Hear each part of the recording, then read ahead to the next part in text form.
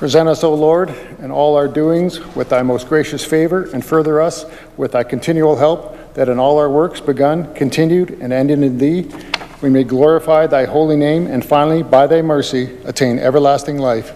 Amen.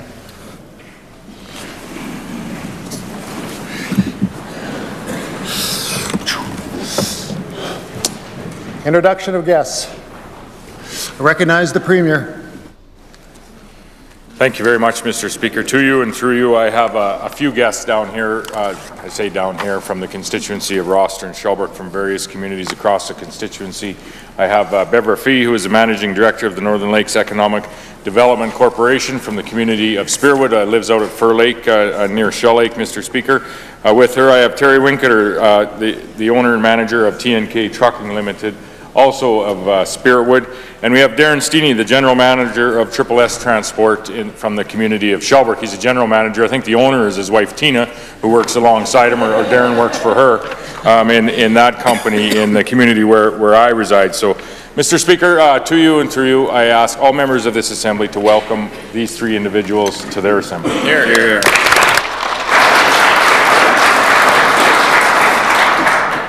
Recognize the member from Cypress Hills. Mr. Speaker, I have a couple guests in your gallery I'd like to introduce. We have the Reeve of the RM of Enterprise, Wayne Freitag, and the Councillor Greg Gregerly from the RM of Enterprise. I'd like to welcome to your legislation. Thank you.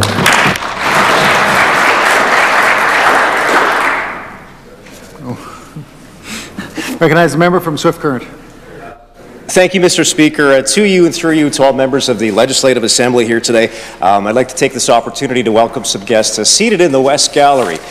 We've got a group there from my hometown of Swift Current. It's the Maverick School class there. We've got 8 grade 10 to 12 students, part of the Social Studies 30 class. They are joined today by their teacher, Mr. Scott Hunter, and their educational assistant, Krista Erickson. I had a chance earlier today, Mr. Speaker, to meet with the group, and Mr. Hunter informed me that they had some questions prepared, and there were no softball questions there either, and they stayed true to that. They had questions, great questions for me, and I was hoping that I was able to answer them to the best of my ability. So I just hope the group has had a great visit here today, and I'd ask all members to welcome the class from Maverick School to their Legislative Assembly. Here, here.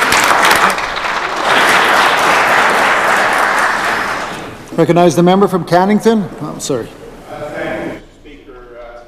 To you and through you to the Assembly, I would like to introduce 9 grade 11 and 12 students from the Arcola School. They are the Law 30 class, and accompanying them today is their teacher, Ron Wardrobe, and chaperone, Jackie Hughes. And I look forward to meeting them later for photographs and a discussion.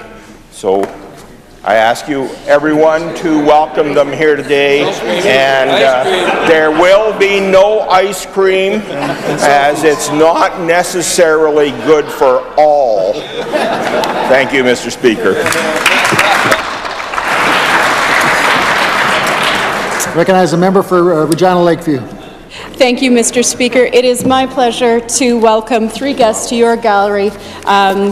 Friends, longtime friends, and important people in this city. I will be delivering a member statement soon, but I wanted to single out for introduction the publisher of the Prairie Dog, Terry Morash, the editor, Stephen Whitworth, and longtime supporter, probably plays a lot of roles, Ms. Tammy Morash. I welcome each of you, and I ask all members to join me in welcoming these special guests to your gallery. You're here.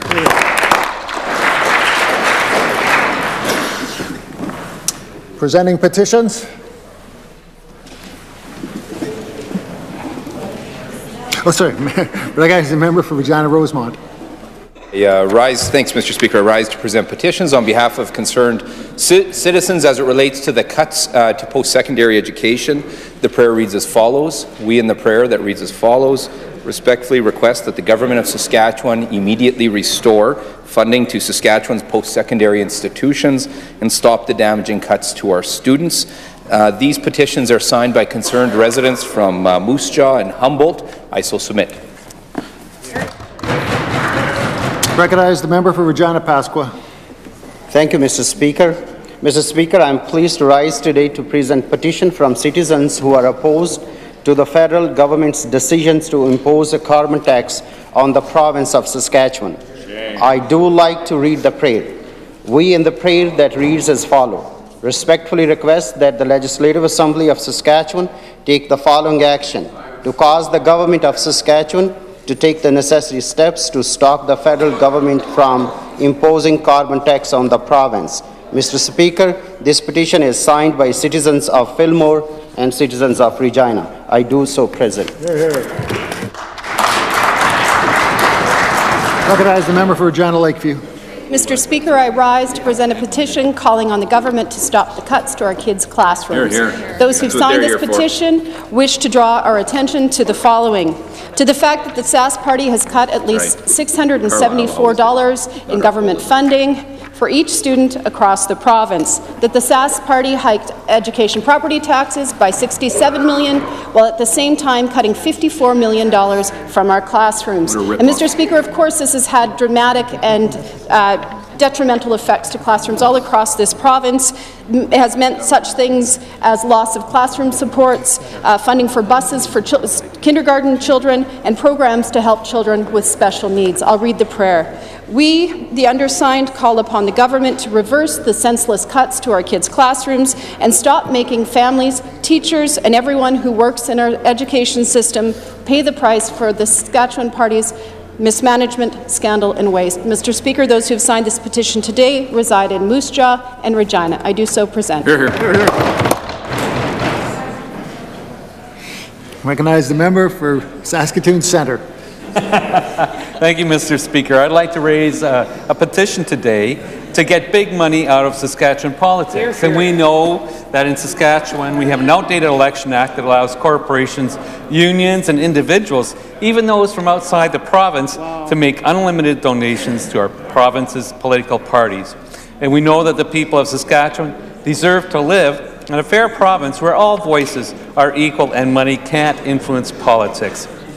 We know, Mr. Speaker, that over the past 10 years, the Saskatchewan Party has received $12.61 million in corporate donations, and of that, $2.87 million come from companies outside this province.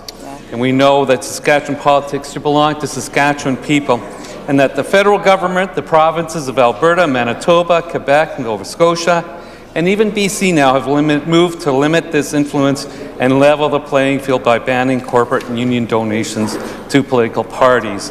Mr. Speaker, I'd read the prayer now. We in the prayer that reads as follows: respectfully request that the government of Saskatchewan call on the Saskatchewan Party to overhaul Saskatchewan's campaign finance laws, to end out-of-province donations, to put a ban on donations from corporations and unions, and to put a donation limit on individual donations. And Mr. Speaker, the people signing this petition come from Regina. I do so present. Thank you. Recognize the member for Regina Elphinstone Centre. Thank you very much, Mr. Speaker. I rise to present a petition calling for a seniors advocate to be established in the province of Saskatchewan. The petitioners point out a number of things, but certainly they talk about the beneficial effect that the senior advocate has had in several other provinces throughout the Dominion of Canada. And they point out that the advocate successfully works with seniors to ensure that the supports that are needed and deserved by seniors are there and able to be drawn upon. So in the prayer that follows, Mr. Speaker, the petitioners respectfully request that the Legislative Assembly of Saskatchewan call on the Sask Party government to immediately appoint a seniors advocate to ensure the rights of seniors are upheld and that all seniors across the province have the supports they need and deserve. Mr. Speaker, this particular petition is signed by citizens in the good city of Saskatoon. I so present. Hear, hear.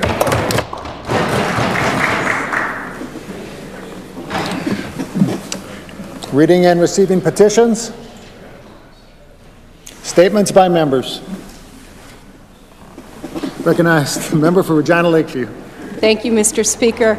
Last month, Prairie Dog turned 25. Since its arrival on Groundhog Day in 1993, the Queen City's feisty, free paper has informed and amused, and occasionally even enraged, Reginans with its unique take on news, politics, arts, and entertainment stories of the day. To last 25 years as an independent newspaper, especially in this era of layoffs, bankruptcies, and shutdowns, really is a rare achievement. Prairie Dog's longevity is a credit to the dedication and spirit of the paper's staff, contributors, volunteers, past and present. Thanks to them and this little newspaper that could. It's still around today, making city life a little more interesting. Mr. Speaker, the Prairie Dog is also a worker cooperative. Thanks to its democratic ownership model, the dog has been able to avoid the pitfalls faced by media monopolies while Canada's corporate news giants struggle. The Prairie Dog survives. In 1999, the paper more than doubled its frequency, going from monthly to bi-weekly, and in 2003, Prairie Dog expanded into Saskatoon with a sister newspaper, Planet S, which thrives to this day. For a quarter century, through good times, bad times, booms and busts, Prairie Dog has been here to tell Saskatchewan stories with its one-of-a-kind voice. In a time when truth and facts have somehow become alternative, I invite all members to celebrate this original Made in Saskatchewan newspaper. Thank you, Mr. Speaker. Thank you to Stephen and Terry and Tammy for joining us today. I want to have a shout out to Mitch Diamantopoulos and April Bourgeois, who were there in the beginning. And to the dog, here's to the next 25 years. Thank you, Mr. Speaker. Recognize the member for Kelvington-Wadena. Thank you, Mr. Speaker. I am pleased to have the opportunity to stand today and talk about some of my constituents that received the Senate 150th Anniversary Medal. This medal celebrates the 150th anniversary of the Senate's first sitting. They were awarded to Canadians or permanent residents who have been actively involved in their communities through their generosity, dedication, volunteerism, and hard work. Mr. Speaker, I am proud to say that 2 of my constituents and a local business were awarded the 150th Anniversary Medal. The recipients were former MLA for Kelvington-Wadena, June Drowdy, for her work with children, high-risk individuals, and people with disabilities. Major General Wayne Eyre, who served his country with the Canadian Armed Forces and continues to mentor recruits and serve veterans in need. And the Wadena News, which has kept people informed and connected for more than a century. Publisher Alison Squires and former co-owner Marge Headington accepted this award. I would also like to mention that Harvey Weber from my constituency was awarded with the Canada 150 Medal for his contribution to teaching, coaching, and volunteering with youth. This medal was presented by Randy Hoback, MP for Prince Albert. Mr. Speaker, I would like to congratulate all the award recipients and thank them for all the work they have done to make our communities the best places to live. Thank you. Recognize the member for Saskatoon-Fairview. Thank you, Mr. Speaker. I rise today in recognition of Nutrition Month. The Nutrition Month 2018 public campaign is dedicated to unlock the potential of food. Dietitians help Canadians realize the potential of food to fuel, discover, prevent, heal, and bring us together. They believe in the power of food to enhance lives and improve health. March 14th is also recognized as Dietitians Day in Canada. It spotlights the profession and reminds us that dietitians are the trusted choice for reliable, life-changing food and nutrition advice. Today, we celebrate dietitians as regulated healthcare professionals committed to using their specialized knowledge and skills to translate the science of nutrition into terms everyone can understand to support healthy living for all Canadians. For many people, it's a lot more complicated than just eating more fruits and veggies. Registered dietitians have the specialized knowledge and training to help ensure people with complex conditions like diabetes, celiac disease, and kidney disorders get all the vitamins and nutrients they need. Registered dietitians also have important knowledge to share with people who have specialized diets for health, religious, or moral reasons. And so, Mr. Speaker, I ask all members to join me in recognizing National Nutrition Month and thanking all of our province's registered dietitians for the work they do to help build a healthier Saskatchewan. Thank you, Mr. Speaker. Recognize the member from Moose Jaw North. Thank you. Mr. Speaker, today I rise to congratulate the influential women that were honored at the PRISM Awards in Moose Jaw earlier this month. The recipients were recognized for their efforts in business, highlighting their accomplishments and their contributions to the community. Mr. Speaker, 7 women were honored in a variety of categories. Laura Hamilton was the recipient of the Perseverance Award, and Maurice Carmichael was given the Role Model Award. Carla O'Reilly was recognized in the Influential category, and Joanne Spencer was given the award for mentorship. Rebecca Johnson won the Successful Award, and the Lifetime Achievement went to Jerry Hall. Mr. Speaker, all were very humble at this recognition. We're thankful for the collaboration and support from their fellow colleagues throughout their careers. Of a special note, Mr. Speaker, Olivia Ardent, the winner of the Youth Achievement Award, had suffered a stroke when she was only 7 years old. Ever since, she has done everything she can to overcome setbacks and persevere through hardships so that she can live her best potential. This event gave a great sense of collaboration and community, bringing women in business together to celebrate and to pave the way for younger generations. Thank you to the organizers of this event for their very memorable evening. Mr. Speaker, I now ask all members to please join me in congratulating the 2018 PRISM Award winners in Moose Jaw. Thank you. Recognize the member for Regina Pasqua. Here, here. Thank you, Mr. Speaker. Mr. Speaker, I do like to acknowledge here today a young constituent of mine who has achieved some remarkable success in her young athletic career, Jordan Coase. At just 17 years old, Jordan is youngest national team member from Saskatchewan for lawn bowling. Jordan has been playing the sport since she was 7 and has been working hard over the past 10 years to continually improve and compete on bigger stages. Mr. Speaker, in addition to her success across the provincial and national tournaments, lawn bowling has taken Jordan all across the world. She has represented Saskatchewan and Canada in the tournament in Australia, England, China, and in the United States. And she has planned to compete in more major competitions in Australia and New Zealand. Mr. Speaker, Jordan's success has even transcended her own sport. She has also been nominated for Saskatchewan Sports Award 2017 Youth Female Athlete of the Year. This year, the 2018 National Championship will be held at Jordan's home club, the Regina Lawn Bowling Club. I hope members of this assembly can attend to support some of our provincial top athletes. Mr. Speaker, on behalf of this entire assembly, I want to congratulate Jordan on all her success and wish her the best moving forward. Thank you, Mr. Speaker. Recognize the member for Lloydminster. Thank you, Mr. Speaker. Mr. Speaker, the Saskatchewan Municipal Awards were announced late last year, and I am proud to say that the RM of Wilton, Town of Lashburn, and Town of Marshall in my constituency were awarded the Regional Cooperation Award. This award was given for the town's and RM's joint work with Legacy Protective Services, which provides new equipment to fight fires, train firefighters, and provide other emergency support and assistance in the event it is ever needed.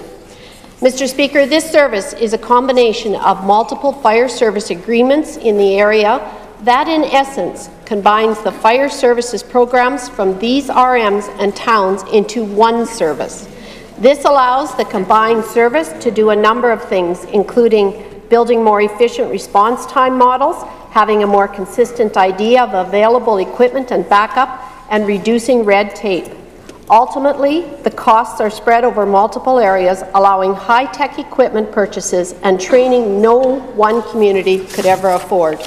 Mr. Speaker, the service is an example of how governments at any level can save taxpayer money by reducing red tape and innovating. On behalf of everyone in this Assembly, I'd like to congratulate the RM of Wilton, Town of Lashburn, Town of Marshall, and everyone involved with Legacy Regional Protective Services on all of their innovative work.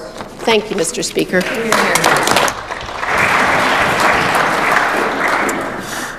Recognize the Minister of Essential Services. Thank you, Mr. Speaker. Mr. Speaker, with spring fast approaching, people all over the province are trying to squeeze in as much time enjoying community rinks as they can.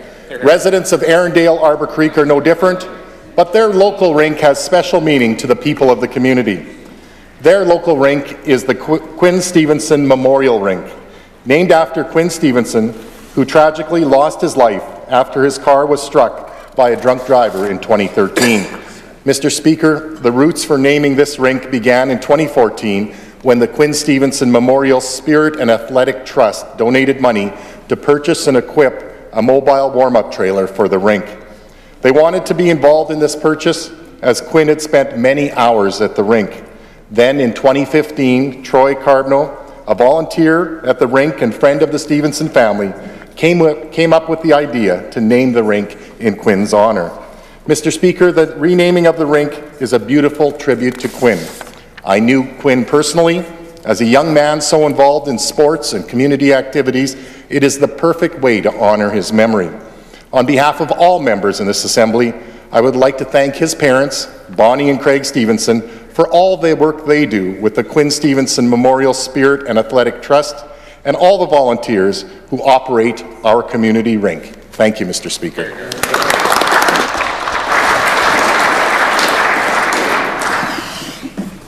All right, let's have a good and spirited debate today. Question period. Recognize the Leader of the Opposition. Mr.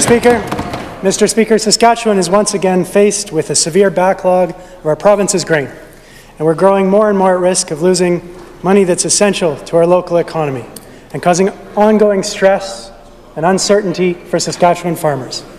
It may not be billions and billions, Mr. Speaker, but these massive delays are keeping tens of thousands of bushels of grain stuck in our province, weeks behind on filled orders. Mr. Speaker, the last time there was a backlog of this magnitude, it cost the Western Canadian economy almost $8 billion and left millions of tons of grain undelivered for months. I know the Premier shares my concern on this issue, Mr. Speaker, so my question to him is, can the Premier tell us what specific measures he's taking to pressure the federal government to clear the backlog and avoid future bottlenecks? Hear, hear. Hear, hear. Recognize the Premier. Absolutely, Mr. Speaker, and I thank the Leader of the Opposition for this question that is of dire importance to the economy of this province, and the question with respect to ensuring that we are able to get our products to port, and most in particularly in this province. One of those most important products are our agricultural products, our grain, our canola oil, all of the products that come from the agricultural sector. I raised this with the Prime Minister when he was in town last Friday. We talked about the potential, and I encouraged him that if CN isn't able to come back with some volume-based deliveries that are acceptable to the industry, that he entertained the thought of passing an order in Council mandating volume-based deliveries to the port, Mr. Speaker. I also encouraged him to look at an order in Council with respect to switching, so that if one transportation company is not going to move that product, that another one can actually come in on those tracks and retrieve the product and get it to market, Mr. Speaker. I also encourage them to move as swiftly as possible with the passage through the Senate of Bill C-49, Mr. Speaker. I've also engaged with the interim CEO of CN, Mr. Speaker, on a phone call last week, and they have assured me that they will have their plan by March the 15th full with in excess of, I believe it was 5,000 cars a week. And I mentioned to them under no uncertain terms that I would be encouraging the Prime Minister that if they're not able to meet those delivery targets that are acceptable to the industry, that I will be encouraging the Prime Minister to pass these order in councils to ensure that we can get our product to port, Mr. Speaker. So I thank again the member opposite for the question of utmost importance to this province. Recognize the Leader of the Opposition. Mr. Speaker, the Sask Party has made the laudable commitment to make Saskatchewan the very best place in Canada to live for those with disabilities. And we share this commitment, Mr. Speaker, but unfortunately, the government continues to fall short. One significant step backwards occurred last summer when the government announced changes to the special diet benefit. Every day, as a doctor in my family practice, I filled out the forms for special diet funding. This small amount of extra money helped patients with chronic medical conditions like HIV, diabetes, and heart disease to afford a little bit more nutritious food. It was nowhere near adequate, and in fact, needed to be raised, as 72% of people living on social assistance in Saskatchewan are food insecure. Instead, it was cut. Mr. Speaker, forcing people with disabilities to choose between paying their rent, paying for medications, and paying for food. So my question is, Mr. Speaker, does the Premier's commitment to making Saskatchewan the very best place in Canada to live for those with disabilities include a recognition that living well in Saskatchewan means being able to afford enough nutritious food to stay healthy? Good question.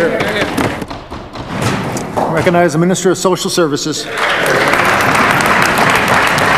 Thank you, Mr. Speaker, and I thank the member for the question. The only change that we made to our programs, Mr. Speaker, was to make sure that it was a diagnosed-based recommendation from the doctor, Mr. Speaker. We haven't changed any of our programs. We want to make sure that the right programs are going to the right people at the right time, Mr. Speaker. And in regards to what we've done for people with disabilities in our province, I'm very proud of our record, Mr. Speaker. We've taken 112,000 people off the tax rolls. We've increased child care spaces, Mr. Speaker. We have increased our programs from income assistance up $287 million, Mr. Speaker. I'm very proud of the record that we've done for the people with disabilities and those on income assistance, Mr. Speaker. Is there more work to be done? Absolutely, Mr. Speaker. We look forward to working with our stakeholders to be able to get that work done. Thank you, Mr. Speaker.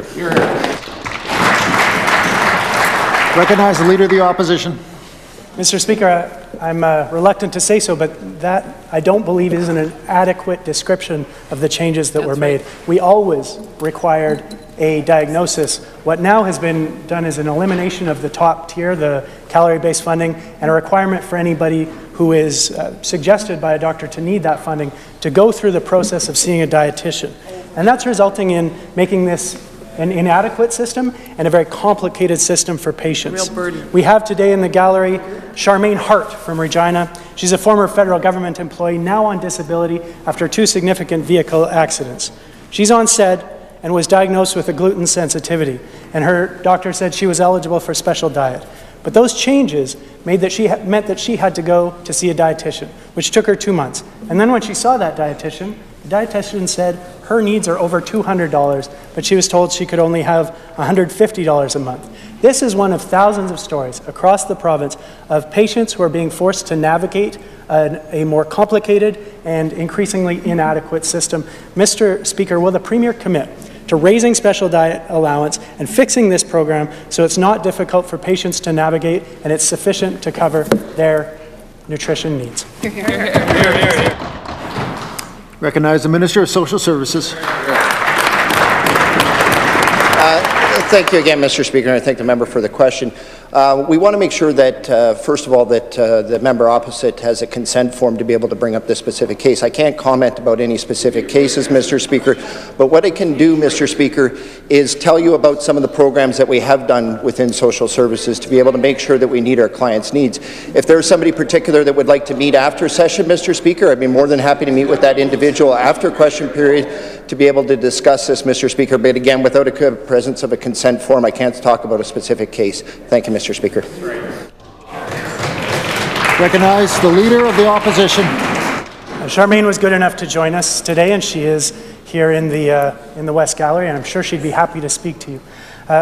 What you failed to clarify, however, or pardon me, Mr. Speaker, what the Minister failed to clarify was that that process that he described isn't really how things work. It's not sufficient to have a diagnosis. We've always been required to provide a diagnosis for special diet funding. It's been inadequate for years, and now it's been made even less adequate and more complicated, more difficult for patients to assess. And what I'm asking the Premier to commit to is to fixing this system, making sure that the patients who need that extra funding have enough to be able to afford food, and that it's not so complicated that it's causing them the great levels of stress that Charmaine has described.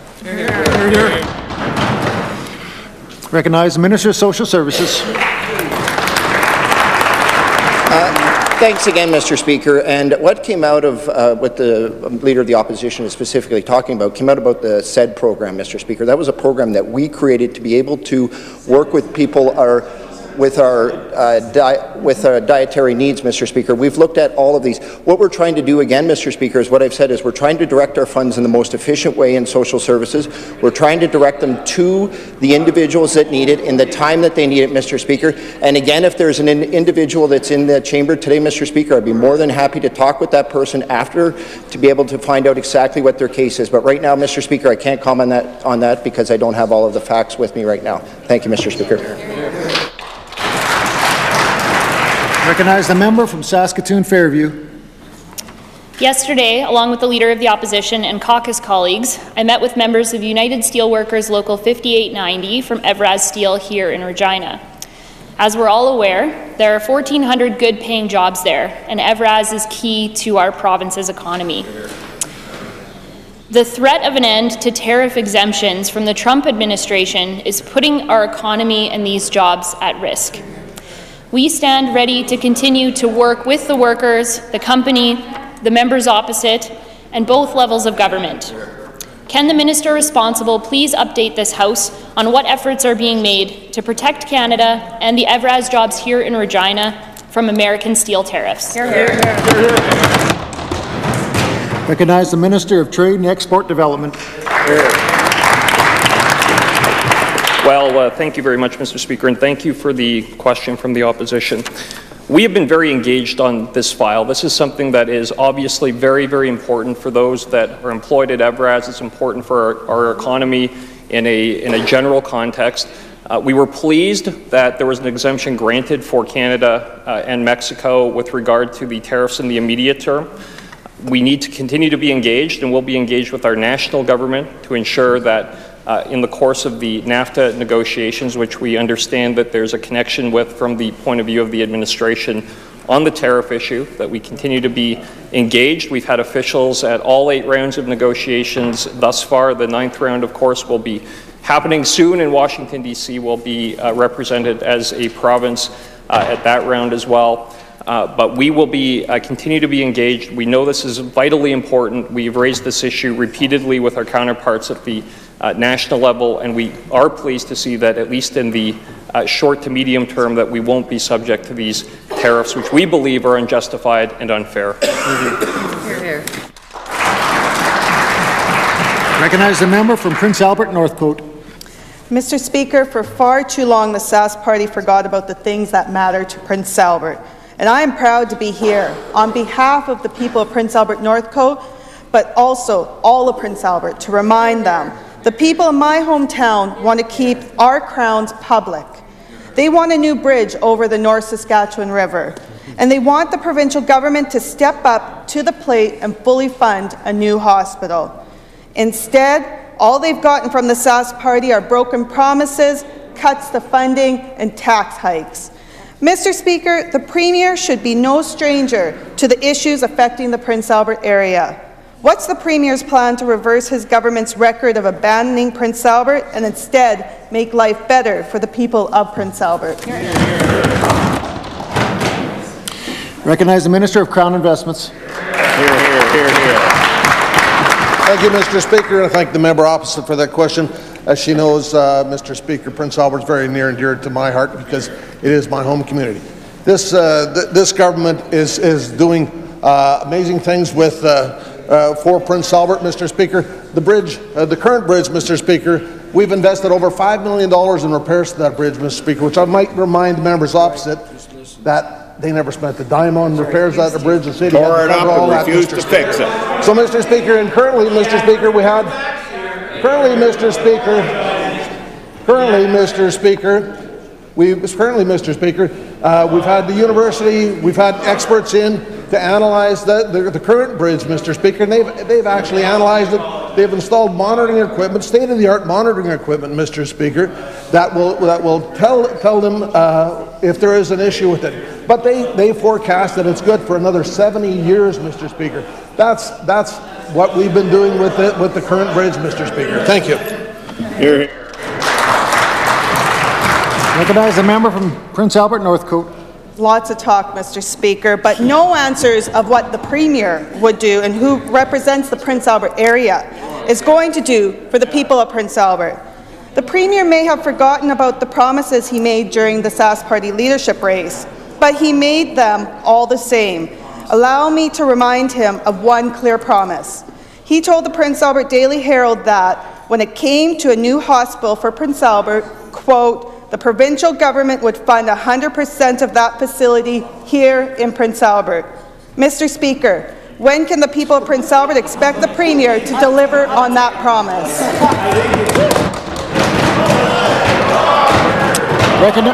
Recognize the Premier.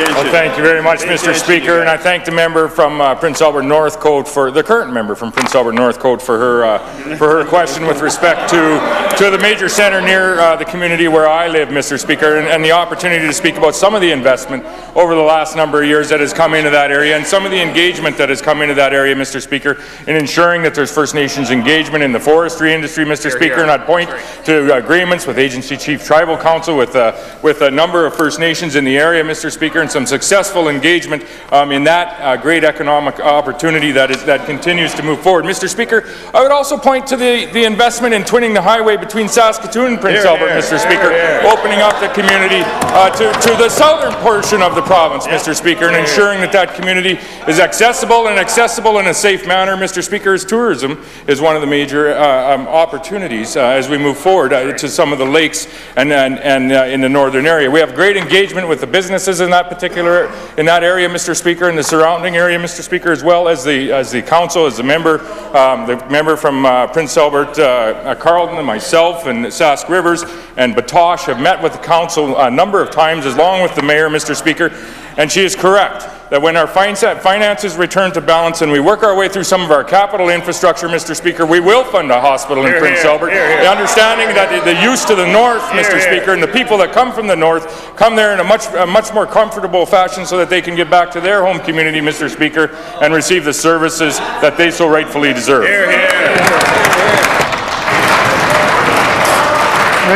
Recognize the member from Prince Albert Northcote.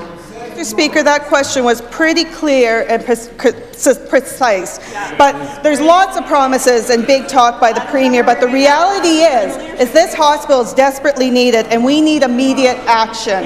Prince Albert residents deserve a timeline and they need a guarantee that the Premier will commit to this hospital. So when can the people of Prince Albert expect the Premier to deliver on this promise? Recognize the Minister of Health.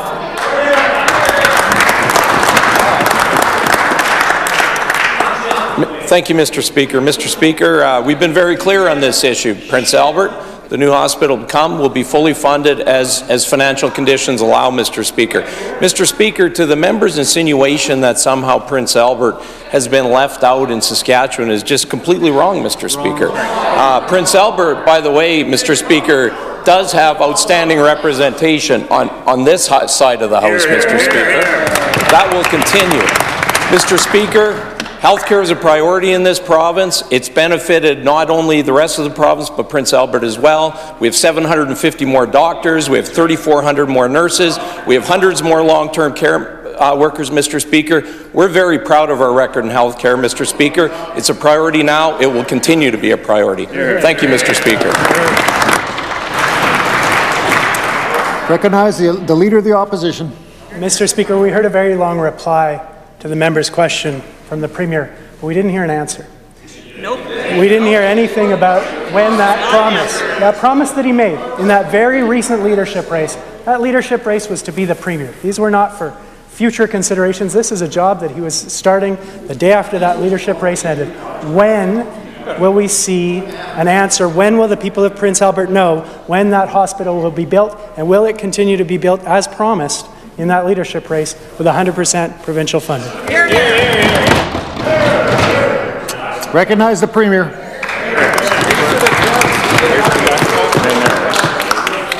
You guys out of questions? Yes, Mr. Speaker.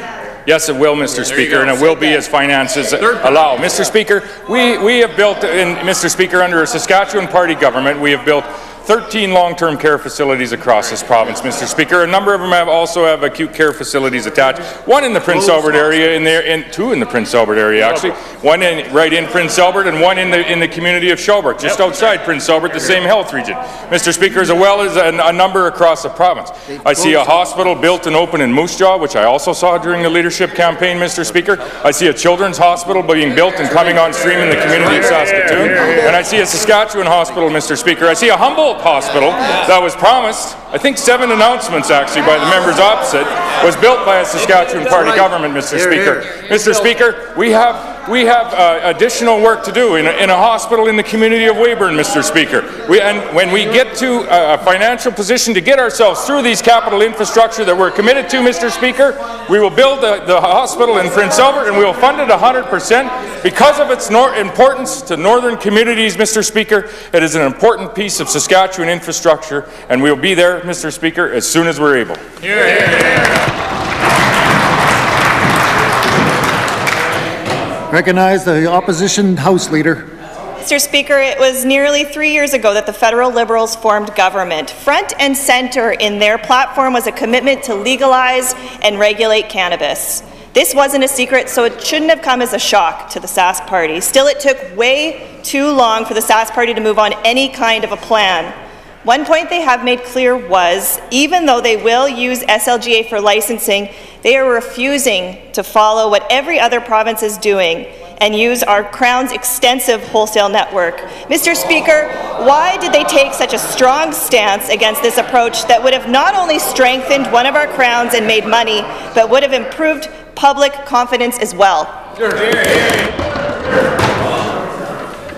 Recognize the Minister of Parks, Culture and Sport. Mr. Speaker, I don't necessarily agree with the member opposite that the private sector can provide services in our province. I think they've in several other retail opportunities, they do a great job. And so, Mr. Speaker, I think this is a good plan that we have, Mr. Speaker. The members opposite definitely have an adversarial relationship, I know, with the private sector. But, Mr. Speaker, I think that's an insult to say that the private sector can't handle that entity, Mr. Speaker. I'll also point to our friends in Ontario, Mr. Speaker. They're using the public sector. They're spending, the LCBO is the regulator, but also they're retailing and they're wholesaling. Yes, I understand that. They spent $650,000 on marketing for a government monopoly, Mr. Speaker. Yeah. So that's the kind of expenditures we see out there from government monopolies, Mr. Speaker. We'll let the private sector, we'll let the market work here in Saskatchewan. Hear, hear. That's the best use of SLGA's expertise. Thank you.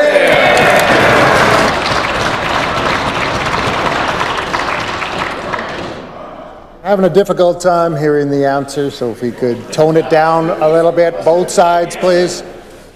Thank you. I recognize the opposition House Leader.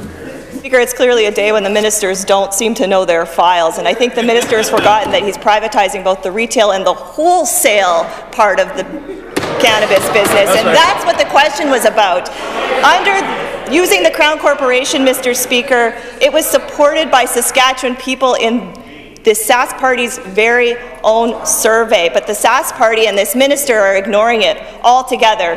They also refuse to properly consult with municipalities and First Nations. Municipal band leaders, Mr. Speaker, have a lot to consider as legalization approaches, including drafting and passing very important bylaws. They will also be forced to take on many of the costs associated with it. But far from being transparent about how they'll spend any money received from the sale of cannabis, the Sask Party aren't even including any revenues or expenses in the budget. Mr. Speaker, how can the minister justify showing so little respect to the leaders and communities across the province with so little consultation? Recognize the Deputy Premier. Mr. Speaker, we won't have another cabinet shuffle, but I do enjoy the wandering preambles from the members across the street. Yeah. Makes it a lot of work over here to figure out who's going to answer the questions. But, Mr. Speaker, we always are ready to answer their questions that they ask on behalf of the good citizens of this province. Mr. Calm down, Dave. And Mr. Speaker, I always appreciate the rhetoric from the member for Saskatoon Centre. Good soul that he is. I'm glad that he's putting things forward. Mr. Speaker, I want people in this province to know that we spent a lot of time, did a lot of consultation, over 30,000 replies to the online questionnaire that was put forward. Mr. Speaker, we looked at that, we listened to that, we consulted with experts, we consulted with the study that was done at the University of Regina, we looked at what was taking place in other jurisdictions, and we want to come up with a model that may not necessarily be the same as other provinces, but that will work well and serve the province's people as effectively as it can and protect the safety and security of our young people, the safety and security of people that are on our roads. And Mr. Speaker, we'll look forward to some support from the people across as we go through the process. Recognize a member from Saskatoon-Newtana. Mr. Speaker, the Sask Party's mismanagement at the GTH is costing Saskatchewan people more and more every day. The GTH's debt continues to grow, and now the GTH can't even pay the interest on the debt it already owes. Every land acquisition at the GTH has ended up in court, costing taxpayers millions, except, of course, for the one where Sask Party-connected landowners made off with millions.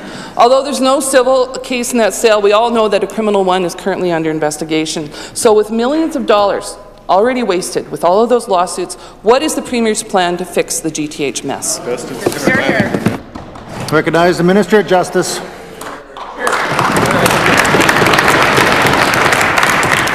Mr. Speaker, I'd be glad to go for a drive with the member opposite sometime in the next few days and drive through the GTH so she can have a look at the number of businesses that are there, the number of vehicles that come and go through that business each and every day, the number of semi-trailers that are backed up and unloaded at the Loblaws facility. Mr. Speaker, we're pleased and proud the number of jobs that exist in that facility, and we're going to continue to work so that we've got consistent growth and that that facility continues to do what it's intended to do. It has rail access, Mr. Speaker, it has road access, and there are literally hundreds and hundreds of jobs that are in place there now. And Mr. Speaker, there will be more jobs to come as more businesses move in. Mr. Speaker, this is a project that's necessary for the growth and economic development of our province, and we stand behind it and want to see it continue to prosper.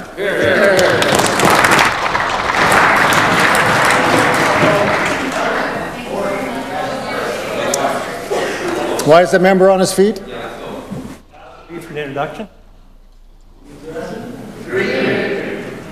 Recognize the member from Cypress Hills. Through and to you, Mr. Speaker, in your gallery, I'd like to introduce some more councillors and reeves from the Southwest. They're in for the SARM convention this week in Regina. We have from the RMF Happy Land, the Reeve Tim Geiger. Give a wave there, Tim. There, oh, that's a big one. Thanks, Tim. They're running a little late. Basil Dietrich. Basil. That's better. Tony Wagner. Oh, there you go. Late night. Doug Osmus.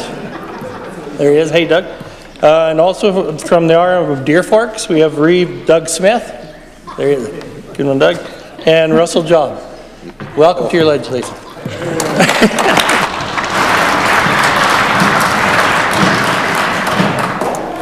Ministerial statements. Introduction of bills.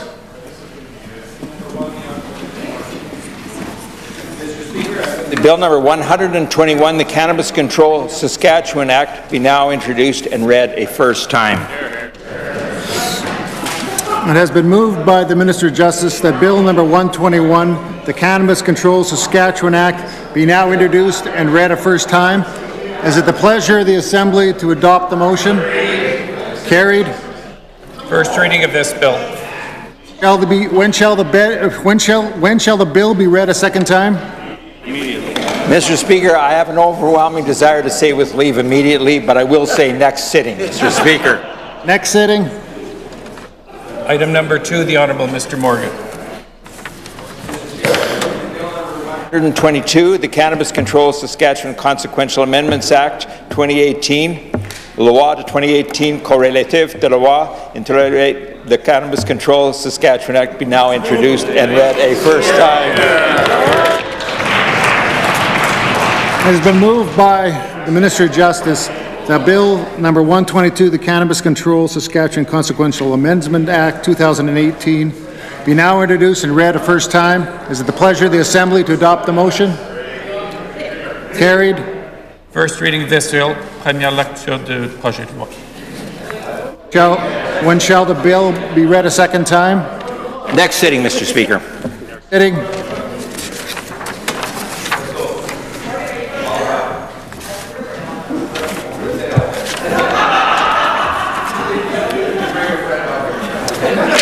Presenting reports by standing and special committees.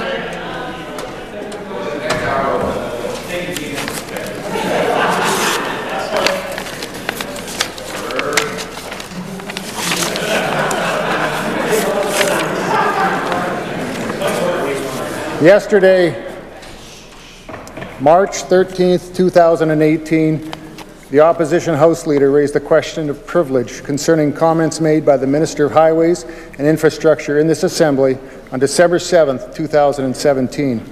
The case of the Opposition House Leader is that the Minister was aware of lawsuits against the Government of Saskatchewan resulting from land purchases for the Regina Bypass Project and the Global Transportation Hub, as well as details and specifics associated with the lawsuits. The Minister is quoted as stating in response to a question that there were no lawsuits against the Government of Saskatchewan. The Opposition House Leader's charge is that the Minister intentionally misled the Assembly and that constitutes contempt of the Legislative Assembly.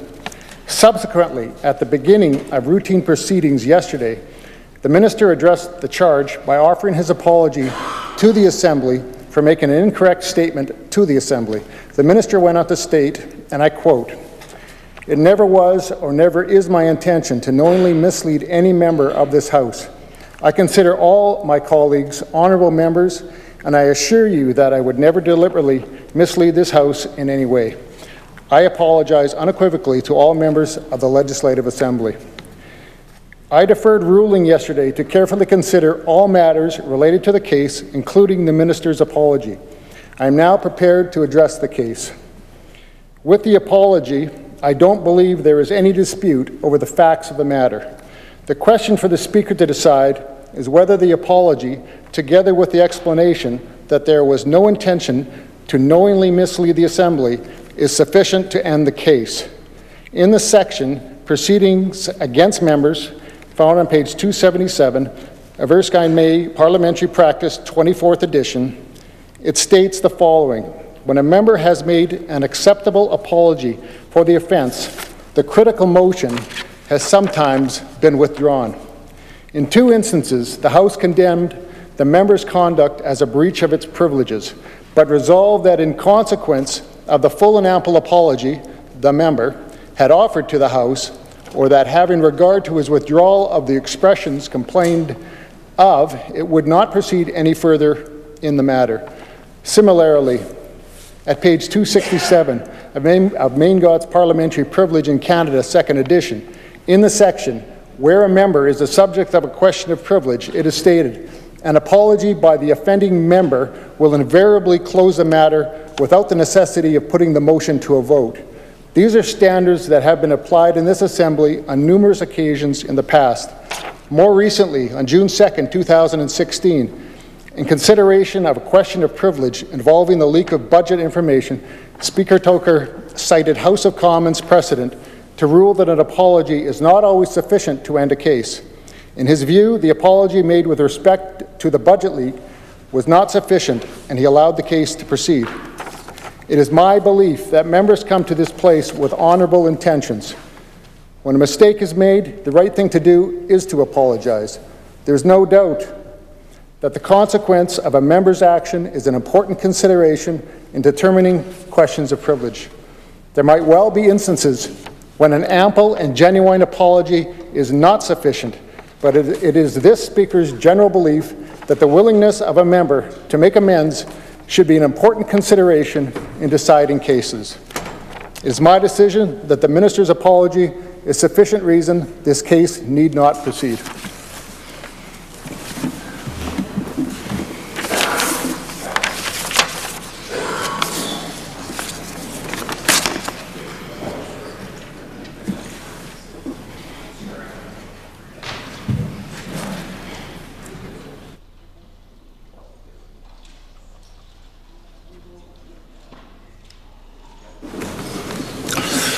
Orders of the day.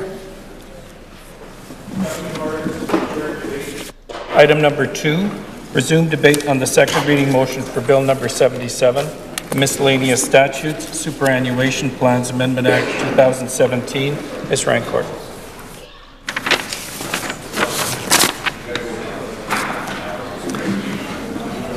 I recognize the member from Saskatoon-Nutana.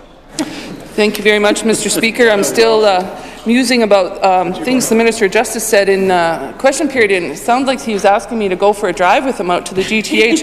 I've been there several times, so I don't know if there's anything there that he can show me, but if he wants to go for a drive, let's do it. I think it would be a great opportunity to get to know him a little better and show him around the GTH and show him I could show him all the land that was sold and then bought back by the GTH. I could show him the wide expanse of land that SaskPower bought. They're now trying to sell because they can't use it anymore. It's actually 140 acres, Mr. Speaker, and it's 2 properties. So I could certainly show the minister around, and I could show him what's really happening out of the GTH. So I'd be happy to take him up on that opportunity.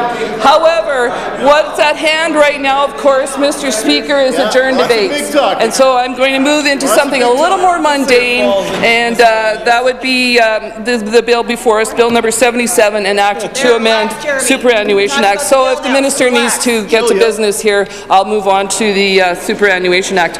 At any rate, these bills that are before us, we have a few finance bills up today, and this again is an efforts on parts of the ministry and certainly the drafters at the Ministry of Justice to bring forward some administrative changes that are needed to facilitate the efficiency of the various superannuation plans. In this case, we're talking about the Liquor Board Superannuation Act. And as you know, Mr. Speaker, superannuation plans have certainly been around this province for many, many years. And you know, even the term itself tells us that this is a bit of a dated plan, because we don't use the word superannuation hardly anymore. Now we call them pension plans.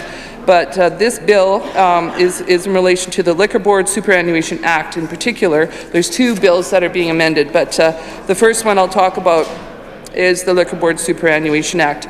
And we know from the proud history of SLGA how important it is to not only the people of Saskatchewan whom it serves very well, but also to the people that have the opportunities to build careers there.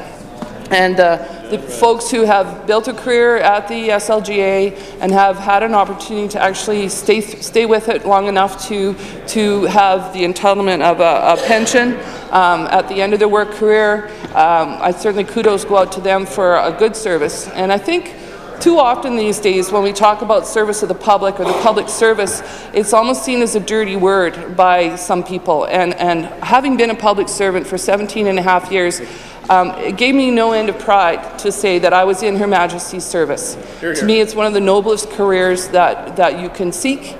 And unfortunately, I think the public service sometimes gets a bad rap these days, where there's an assumption that people in the public service can't get the job done. But, and we heard that even today from the Minister from Parks, Culture and Sport. So it's unfortunate that that attitude prevails in certain quarters, when really the work that the public servants do is very good, and they're very capable, and they're very good at things like distribution and wholesaling. And certainly SLGA has demonstrated their ability to do that, and the people of Saskatchewan wanted that, and they trust the people of SLGA to do that, and yet we have a minister who just dismisses that and says it can't be done and that they're not capable. So it's really unfortunate that that's the attitude that we see coming forward from this government at this point in time. Now, the folks at the Liquor Board, it's now SLGA, but this was back when it was called the Liquor Board Superannuation Act. This was one of those old pension plans, and it's been closed to new members since 1977. So if my math is right, that's 40 years ago, Mr. Speaker. I was still in high school, and as of that time, graduated in '79. So this was when the membership plan was closed, or the membership to the superannuation plan. So as the minister informed us, there really now is only 2 active members still using that plan, and they've exceeded 35 years of service, obviously, and they're eligible to retire. So the government decided in 2012 to engage and review the governance of both the Liquor Board and the Public Service Superannuation Plan, because there's one for the public service as well. There was, because these closed plans, the membership is actively declining, and so there needs to be some adjustments made in terms of the administration and the work that's required in administering these pension plans. So right now, this particular plan, the Liquor Board Superannuation Plan, the only work that's required at this point in time is simply to pay the pensions. There's no more pension contributions coming in, and there hasn't been for many decades. So the review from the third party, and the minister didn't tell us who the third party was, but we know that they engaged a third party, and the review was accepted by the former minister responsible for the Liquor Board Superannuation Act. Anyways, the key recommendation was to designate the minister as the sole member of the Liquor Board Superannuation Commission once the plan approached 0 active members. And certainly, as we get down to 2, that's very close to 0 active members. Now, the minister won't have to do this by himself or herself. Actually, it will be supported by the PIBA, the Public Employees Benefits Organization, so they will continue to provide any necessary administrative services.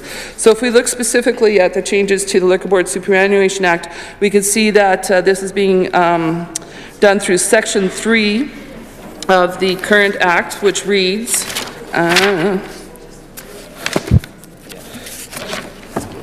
it says this act shall be administered by a commission to be known as the Liquor Board Superannuation Commission, which shall consist of 3 members to be appointed by the Lieutenant Governor and Council, one of whom shall be nominated as chairperson. 1 at least of the members shall be an employee and representative of the employees of the Liquor Board.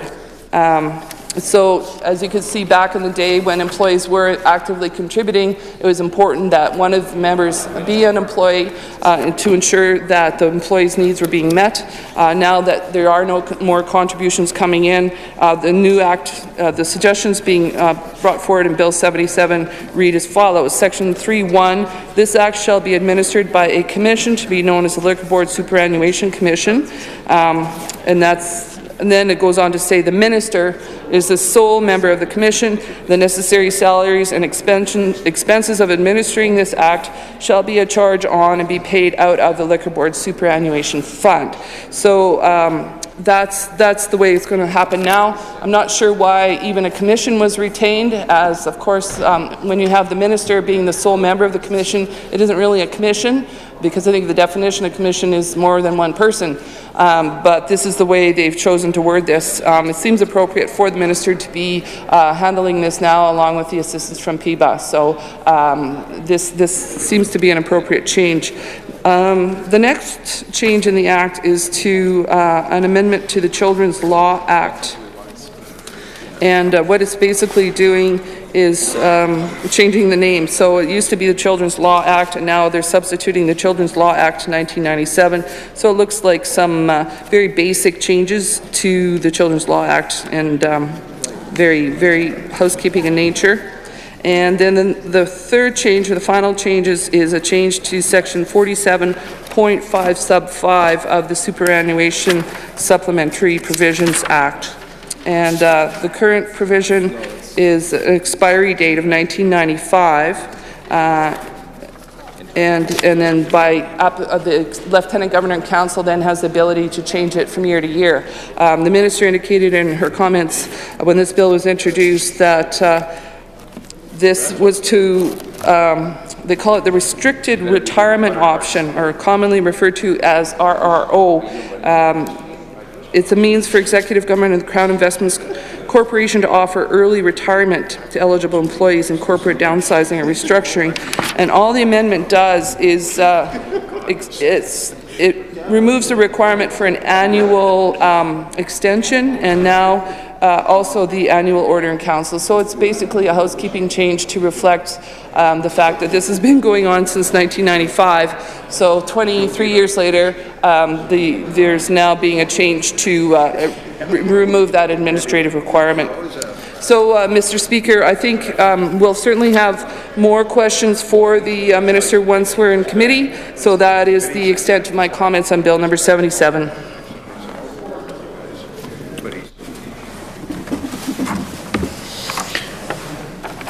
The question before the Assembly is a motion by the Minister that Bill number 77 be now read a second time. Is this the pleasure of the Assembly to adopt the motion? Carried. Bill. To which committee shall... Oh, sorry. I designate that Bill number 77, the Miscellaneous Statute Superannuation Plans Amendment Act 2017, be committed to the Standing Committee on Crown and Central Agencies. This bill stands committed to the Standing Committee on Crown and Central Agencies. Government orders, adjourned debates. Item number 2, resume debate on the second reading motion for Bill number 78, the Municipal Employees Pension Amendment Act 2017. Ms. Rancourt. Recognize the member from Saskatoon-Nutana. Thank you very much, Mr. Speaker. Certainly some engaging conversation going on today that I would really like to take part in, but I think I'm going to be stuck with addressing the bill at hand. So I'm looking today at Bill number 78, the Municipal Employees Pension Amendment Act 2017.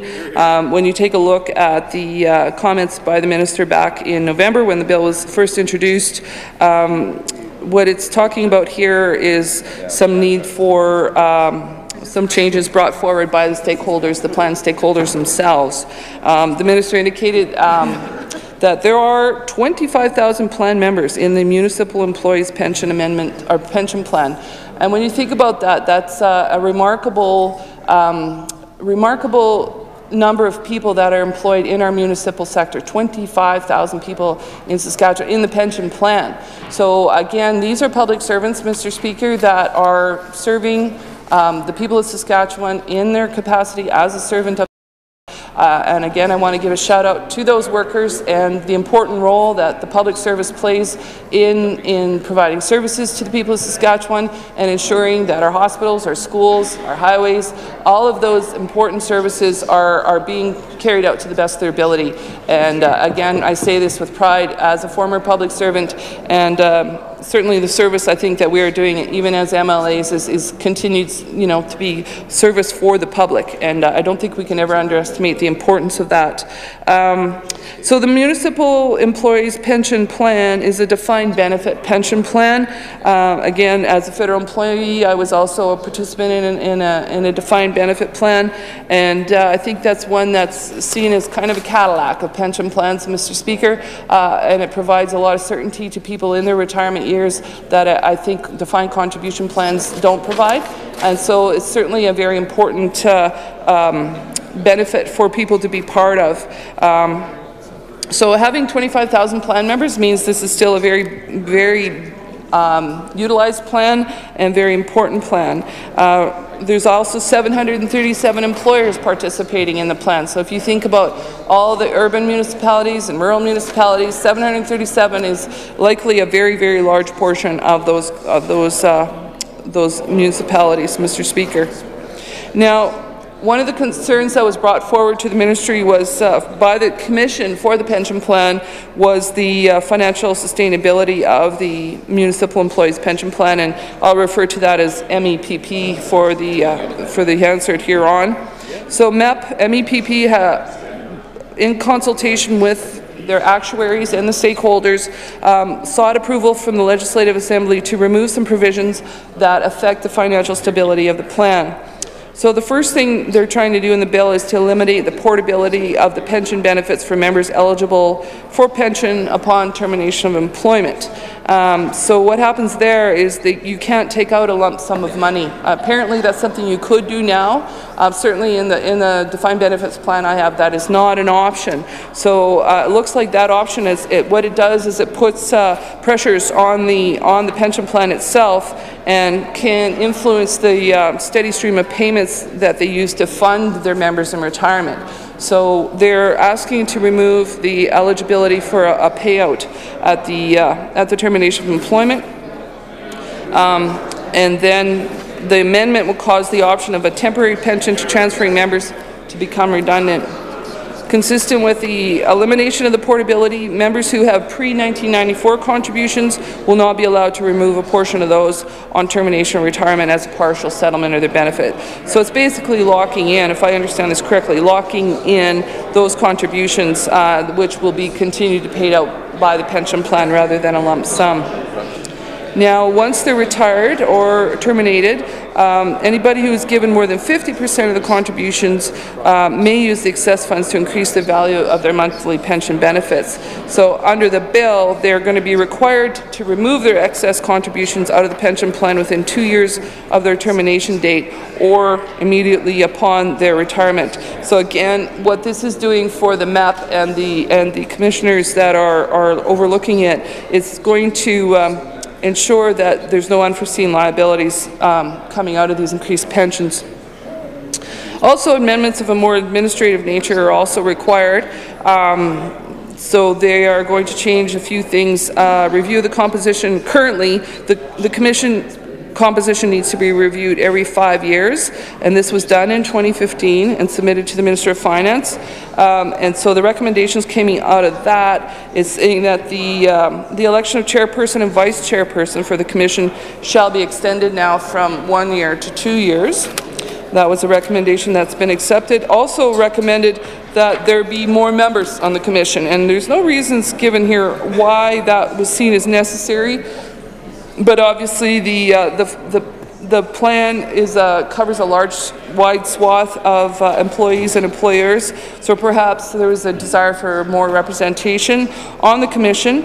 As a result, the suggestions in this bill are that one member be appointed by the employers who employ firefighters and police officers, and we certainly know that firefighters are always come here every year, Mr. Speaker, and present to us about some of the troubles they're having with their contract negotiations at a municipal level. That's right. And that is an ongoing battle for many of those firefighters who are amongst the lowest paid in Canada. And certainly we know that municipalities aren't being given any extra funds to be able to deal with those pressures, but I think this is an opportunity for the government to maybe step in and provide some relief, not just to the firefighters, but to the municipal governments that require their services.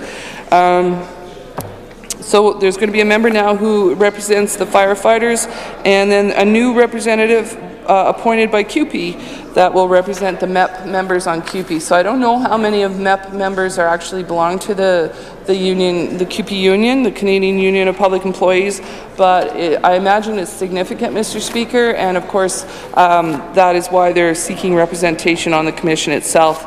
As I spoke in the previous bill, it's always important for the employees to have a voice at the table when decisions are being made regarding their retirements. And we see what happens to like the folks at Sears who weren't even able to access their pension plan because of debtors and creditors that were lined up when Sears went bankrupt. So definitely employees need to be represented and to have a voice on these commissions to ensure that their members' interests are being protected. So the minister went on to say that this is to provide equitable representation for all stakeholders, which seems to make sense. And then there's also some changes to enhance the administration of the plan. A definition of full-time hours is being created, and then in order to be to facilitate a consistent interpretation of full-time hours, and it's also simplifying reporting to the plan for the employers. The next amendment will require all employers to remit contributions within 15 days after the end of a pay period, and this will provide a more equitable basis for the timely remittance of all contributions to all employers. This seems to me to be very straightforward, and certainly I can't see why those remittances would not be submitted for any period greater than 15 days. So those changes seem to be appropriate, and I think will help the Commission do its business more efficiently, and also I think ensure that the municipalities are more tuned into the requirements of the Commission and make sure that the remittances are done in a timely manner. So I think at this point, Mr. Speaker, we will be able to discuss more of this with the Minister while we're in committee. So at this point, that's the extent of my comments on Bill number 78, an act to amend the Municipal Employees Pension Act.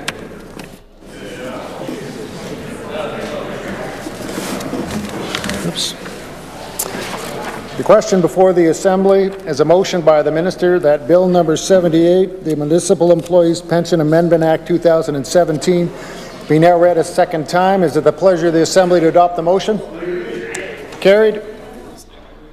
To which committee shall this...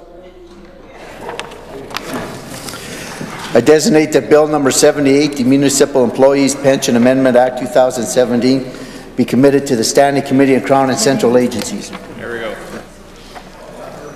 This bill stands committed to the Standing Committee on Crowns and Central Agencies.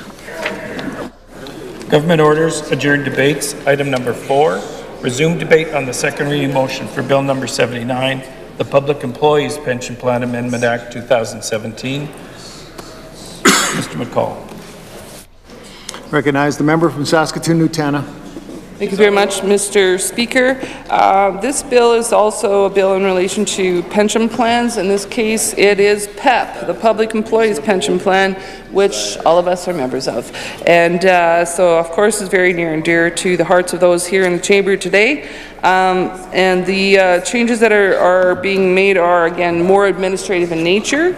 But the Minister began her comments describing the PEP plan, and as she indicated, it was established in 1977, and I think that was the beginning of the defined contribution era for pensions here, not only in Saskatchewan, but I think across the board. That was a shift done around in the late 70s, and it was meant to provide a savings for retirement and retirement income for the employees of executive government, government agencies, Crown corporations, and other employees.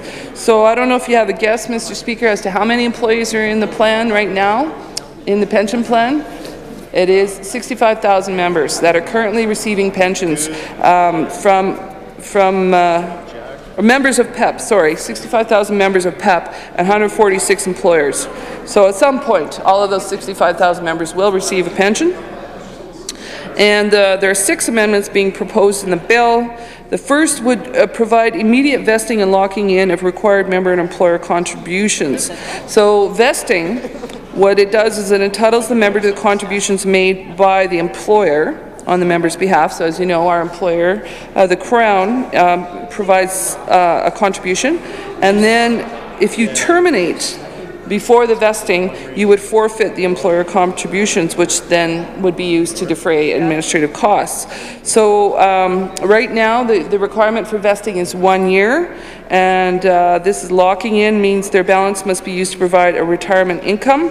Currently, locking in happens at 1 year. The proposed amendment will mean vesting and locking in occur when the member enrolls in PEP. So the vesting requirement is immediate now and not 1 year. I think that will have certainly make things easier for the administrators of PEP, and as long as employees have this explained to them, and I know when we first started employment for the government, I think, Mr. Speaker, you recall that day in November 2011, when all of us new MLAs were hauled in and explained all these things in great detail, and I have to admit I forgot almost all of it upon hearing it, because there was, I know, a look of shock from the law clerk, Mr. Speaker. It kind of went in one ear and out a very befuddled head and out the other ear, so there was just so much going on. And often pension plans are the last thing you're thinking about when you start employment with an agency that has a pension plan. So I think it's important for the pension plans to ensure that they continue to remind members about these types of issues. For example, the vesting in. I know that recently we all got a letter in the mail from our pension plan explaining a few changes, and I actually read it. I was quite proud of myself. I can't remember right now what was in it, but I did read it, and I'm sure that PEP appreciates if the employees do take the time to pay attention to those things. I guess I'll have to go back and look at it again just so I can remember what's in there. There are other amendments being proposed here. First of all, spouses of PEP members are going to be given additional rights.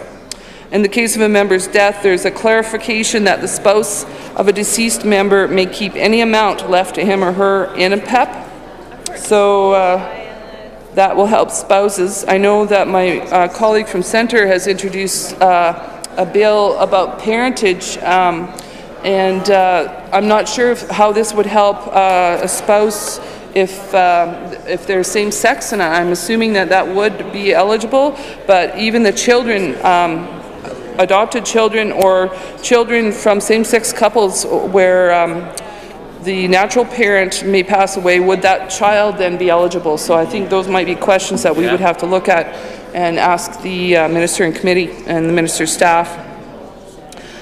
So this says the change will give the spouse the same rights as any other non-working member of the PEP program. If it's a breakup, spousal relationship breakup, it would permit the spouse or ex-spouse of a member to keep in PEP any amount resulting from a division of the member's account balance. So when there's a breakup, there will be an allowance for leaving that money in PEP and not having to withdraw it. So with respect to that amount, they would have the same rights as any other non-working member to PEP. I don't know what other non-working members in PEP there would be, but it sounds like this is a common occurrence. So there you go. There's also another amendment that's going to remove a 15-day waiting period for the unlocking of voluntary contributions on termination of employment. 15 days doesn't seem all that long, so I'm not really sure why that's a problem. But perhaps those who are terminated would like immediate access to those funds if they're eligible. So I suppose that would be one reason for that. Also, there's some changes with respect to the authority of the pension board. This board is a trustee of PEP and the body responsible for administering it.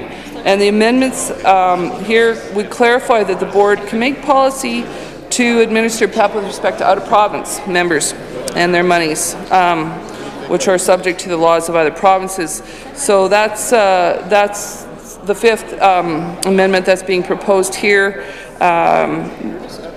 Those are all from the recommendations. These 5 changes are being recommended by the Public Employees Pension Board.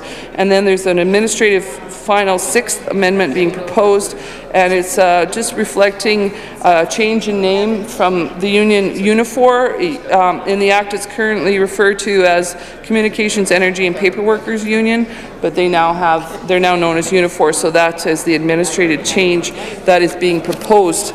So, Mr. Speaker, with respect to the actual changes themselves, the change to Unifor is found in clause 3 sub 4 sub B sub II, and if you look at that clause right now, 3 sub 4 sub B II says one person appointed by the Canadian Union, no, that's not the right one, here it is. One person appointed by the Communications, Energy and Paper Workers Union of Canada. So if you look at the board right now, there are a number of unions that are represented. There's the Government and General Employees Union, Saskatchewan Government and General Employees Union, SGEU, Communications Unifor is the second one now, the International Brotherhood of Electrical Workers, the Canadian Union of Public Employees, and then a chairperson who's also appointed. So these unions are all currently represented on the pension board, as well as people from the Public Service Commission.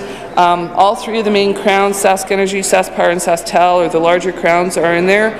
Also, the Saskatchewan Polytechnique and the Saskatchewan Liquor and Gaming Authority, as well as Crop Insurance, Workers' Compensation Board, and the Saskatchewan Cancer Agency. So it's an interesting collection of agencies that have representation on the board, and certainly unions are well represented, as makes sense, Mr. Speaker. The next change is to Section 5 Sub 1, and that is the powers of the board. This is being repealed, which has several powers that are described in the current, and it's being rewritten.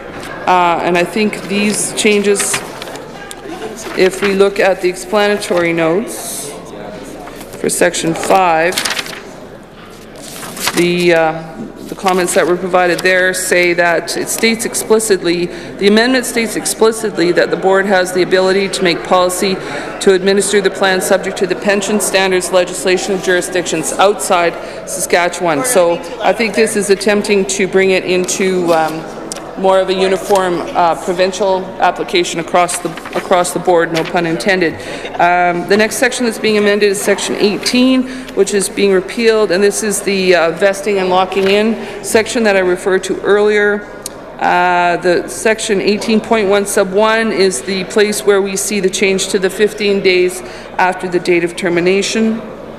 And then after subsection 21.7, there's a new one being added, and this is the section that deals with the spouse and the benefits that may remain in the plan to a spouse, to add that clarification. A minor change to section 24 sub 5, striking out must be and changing it to maybe.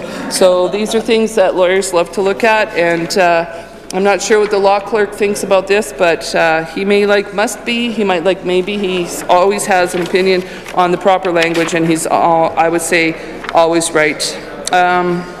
Section 24 sub 6 is, has an addition now, 6 sub 1, and this again is where it deals with the breakup of a marriage and the eligibilities or the opportunities the former spouse may have with there's been a division in the pension, and they can leave their funds vested.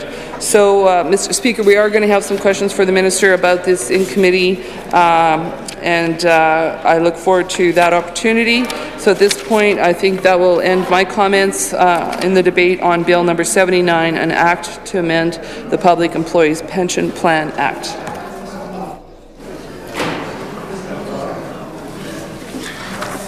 The question before the Assembly is a motion by the Minister that Bill number 79, the Public Employees Pension Plan Amendment Act 2017, be now read a second time. Is it the pleasure of the Assembly to adopt the motion?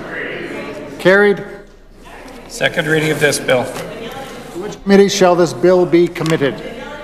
I designate Bill number 79, the Public Employees Pension Plan Amendment Act 2017, be committed to the Standing Committee and Crown and Central Agencies.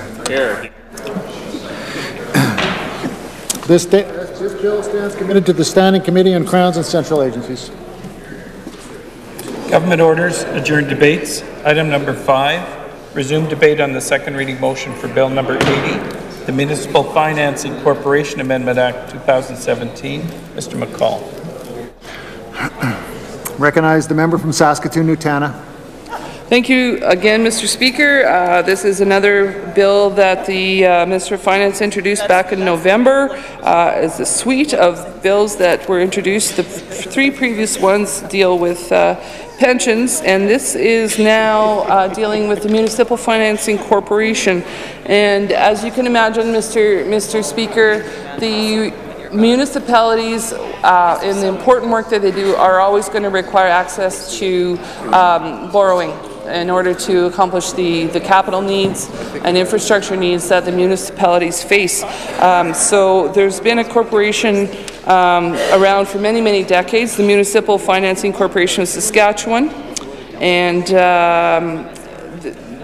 what's being reflected in the changes today, as the Minister indicated, is that the evolution of capital markets that have happened since the 1970s and the length of terms of borrowing have changed as well.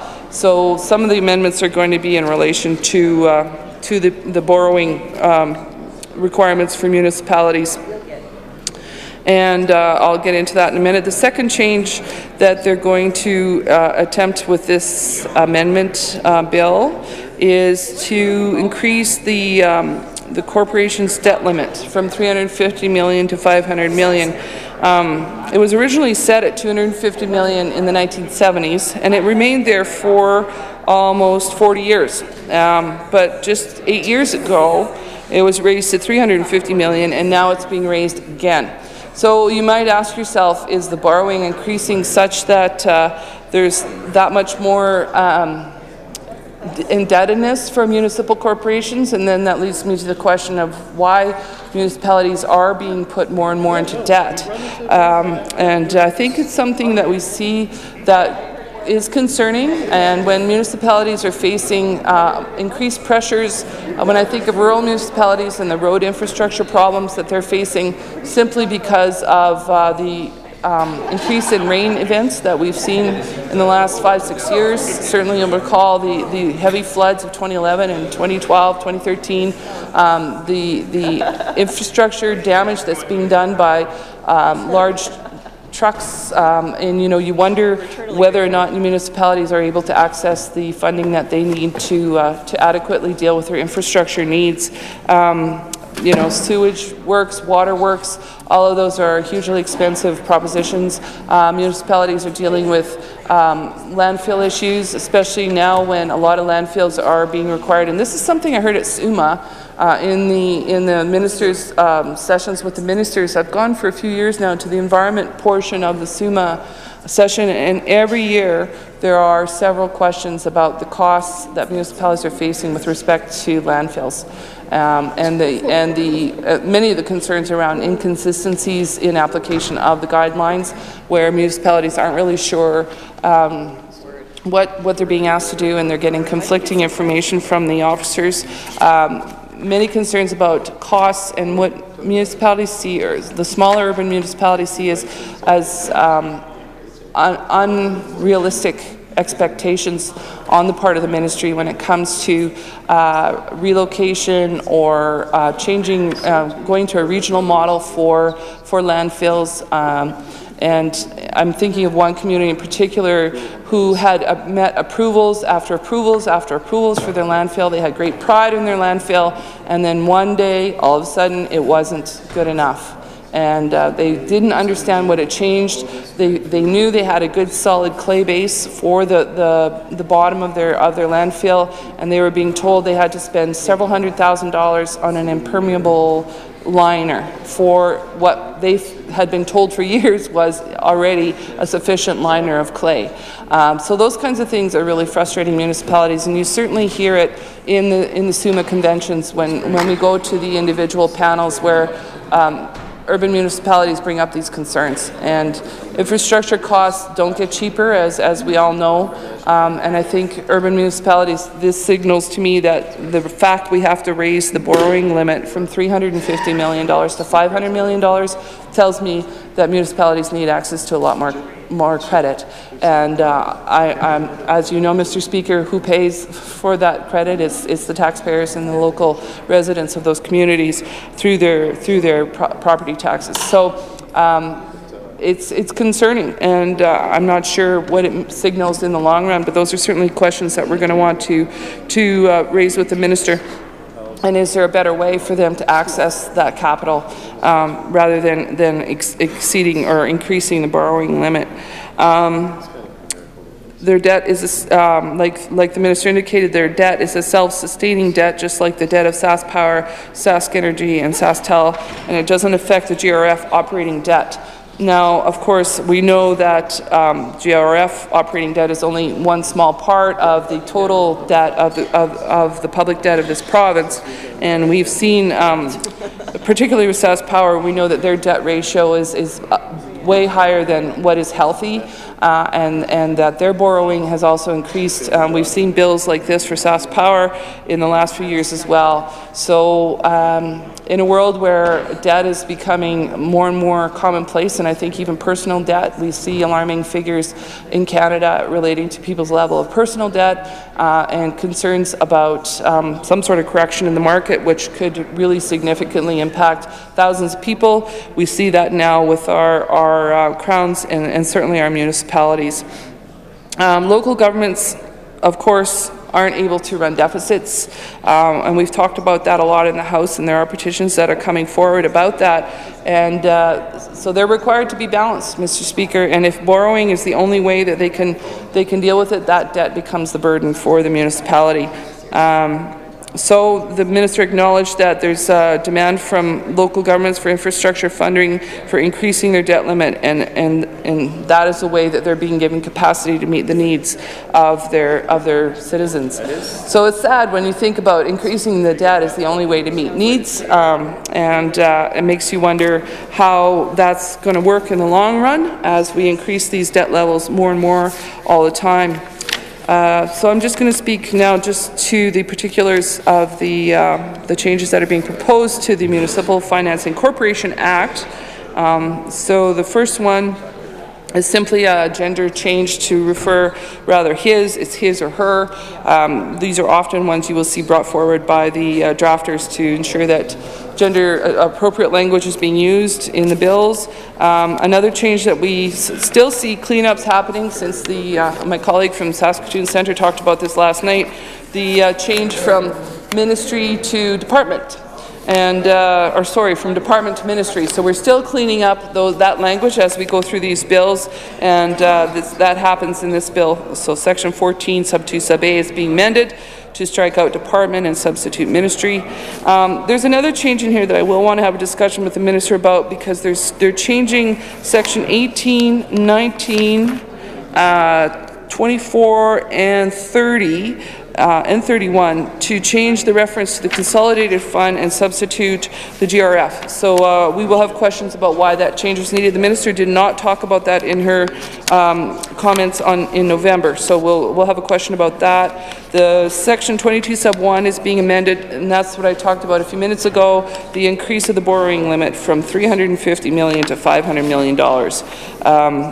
I suppose, and again, I'll check with the minister, but it would be, I assume, at favorable interest rates, and that's why this fund is so important. There's a change to section 28, and I'm just going to double check the original section to make sure we cover this properly. Section 28 currently reads, the Companies Act and the Securities Act do not apply to the corporation. This has been amended to add the Business Corporations Act to the corporation. Also, the Securities Act is being updated to reference 1988, which is the new name of the bill. So these are, again, questions we can ask the minister at the time of committee, why the Business Corporations Act is now being deemed to not apply, because that is not something she covered in her comments in the second reading speech. So for people that are curious about that, you'll have to go to the committee's page on the Hansard, and hopefully that will be something we address at that point. And finally, there's some changes to the regulatory powers of the Lieutenant Governor Council when it comes to this. Currently, there are 3 powers of regulation that the Lieutenant Governor Council has, and particularly prescribing the rates of interest that the corporation can charge for their loans, prescribing fees and charges, and governing the manners in which the corporation gives loans. Now those are being changed a little bit, and there's always the catch-all phrase that's being added in this clause, respecting any other matter or thing that the Lieutenant Governor and Council considers necessary to carry out the intent of this Act. And then E is also, in addition, prescribing any matter or thing required or authorized by this Act to be prescribed in regulations. This is, again, something I often like to raise in the House, is the extension of regulatory authorities being provided in many of these bills, which basically means that those regulations do not go through scrutiny in the House. When regulations are passed, they go through Executive Council, and that is something that I think should be of concern, but as we get more complex and the regulatory world we live in gets more complex, I understand the pressure from the regulatory side to not have to have every little thing come through the House. So that's always a give and take and a bit of a tug of war, Mr. Speaker, but I think when we only see the bills that come through this House and we don't see the regulations, it is something that may escape scrutiny, and I think that is something of concern to the citizens of this province. So, Mr. Speaker, I think, as I indicated, we will have questions for the minister when we are in committee on this bill, and we'll raise them at that point in time. So, at this point in time, I will conclude my comments in the adjourned debate on Bill number 80, an act to amend the Municipal Financing Corporation Act. The question before the Assembly is a motion by the minister that Bill number 80, the Municipal Financing Corporation Amendment Act 2017, be now read a second time. Is it the pleasure of the Assembly to adopt the motion? Carried. Second reading of this bill. To which committee shall this bill be committed? I designate Bill number 80, the Municipal Financing Corporation Amendment Act 2017, be committed to the Standing Committee and Crown and Central Agencies. This bill stands committed to the Standing Committee on Crown and Central Agencies. Orders, adjourn debates. Item number 35. Resume debate on the second reading motion for Bill number 108, the Statute Law Amendment Act 2017. Mr. Forbes. I recognize the member from Regina Douglas Park. Thank you, Mr. Speaker. It's my honor to rise this afternoon to enter into the debate on Bill number 108, an act to amend the statute law. Mr. Speaker, I have been on my feet, I think, one or two times since you have been elected as Speaker, but it wasn't appropriate at the time for me to congratulate you. I think we were right in the heat of question period, but let me now take the opportunity to congratulate you on your election as Speaker. I think you will do a fine and fair job in your new role, and since I am talking about the Speaker election, I also want to take the opportunity to congratulate the member from Saskatoon Riversdale for doing such a phenomenal job running and putting her name forward as Speaker. I think when you're in opposition and you're in opposition of 12 votes and you decide to put your name forward as Speaker, you know that you're battling against the odds, Mr. Speaker, but I think she proved herself very effective and making it to the I think it was the second last round of balloting, tied for third, I suppose, place. And I think that's commendable and absolutely wonderful. And well, I'm very happy that to see you in the role, Mr. Speaker. I do hope that someday soon we will see a woman in that chair, Mr. Speaker. Someday in the not too distant future, Mr. Speaker. But please don't take that as any indication of my commendation and my praise for you in this role, and how well I think you will do in this role, Mr. Speaker. It's been a while since I've entered into adjourned debates. Frankly, Mr. Speaker, I was lucky enough to, or unlucky enough, to not be in adjourned debates last session while I was filling the role as interim leader. So forgive me if I'm a little rusty, Mr. Speaker, but I do have a few comments I would like to make about this bill this afternoon, and I will try my best. This particular bill, Mr. Speaker, is essentially updating and modernizing the language in many statutes that we have in the province. It's largely a housekeeping bill, Mr. Speaker, and that was highlighted by the Minister of Justice's remarks at the time when he tabled the bill. But it does do some somewhat interesting.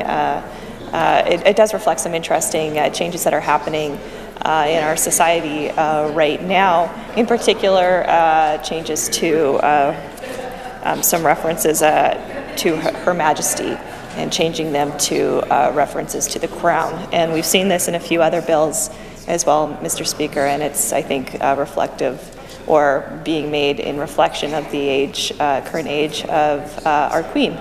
And it's sort of it's a little always a little depressing to think about the passing, or the potential future passing, I guess not potential, but the future passing of somebody, even if it's someone you don't particularly know well. But if you've lived your whole life, and we've all lived our whole lives, with the Queen being alive, it's strange to think that in the potentially not too distant future, we will have, instead of a queen, a king. And I don't know too much, frankly, about the monarchy or the hierarchy of the monarchy, or who is next in that line. I pay more attention to the antics, frankly, of Prince Harry and Prince Will. What can I say? They're more my generation, and they're more interesting. They're up to a little bit more shenanigans than their more senior members of their family, Mr. Speaker. So forgive me if I forget. Well, as far as we know, I should say. Who knows? Maybe they're just less effective at hiding what they're up to. But I did watch The Crown over the course of Christmas break, and I was very fascinated to hear about, learn about a lot of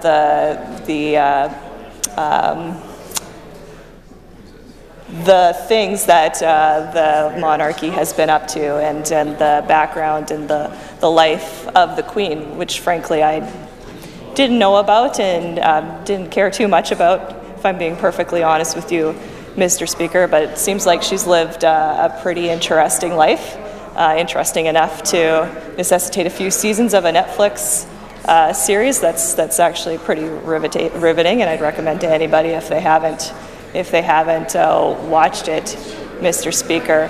Frankly, I was a Princess Margot fan, more so than the Queen, but you know, you can't choose who gets to be Queen. She's lovely too, but Prince William is next, apparently. Oh, my colleague informs me that Prince William is next on the list of.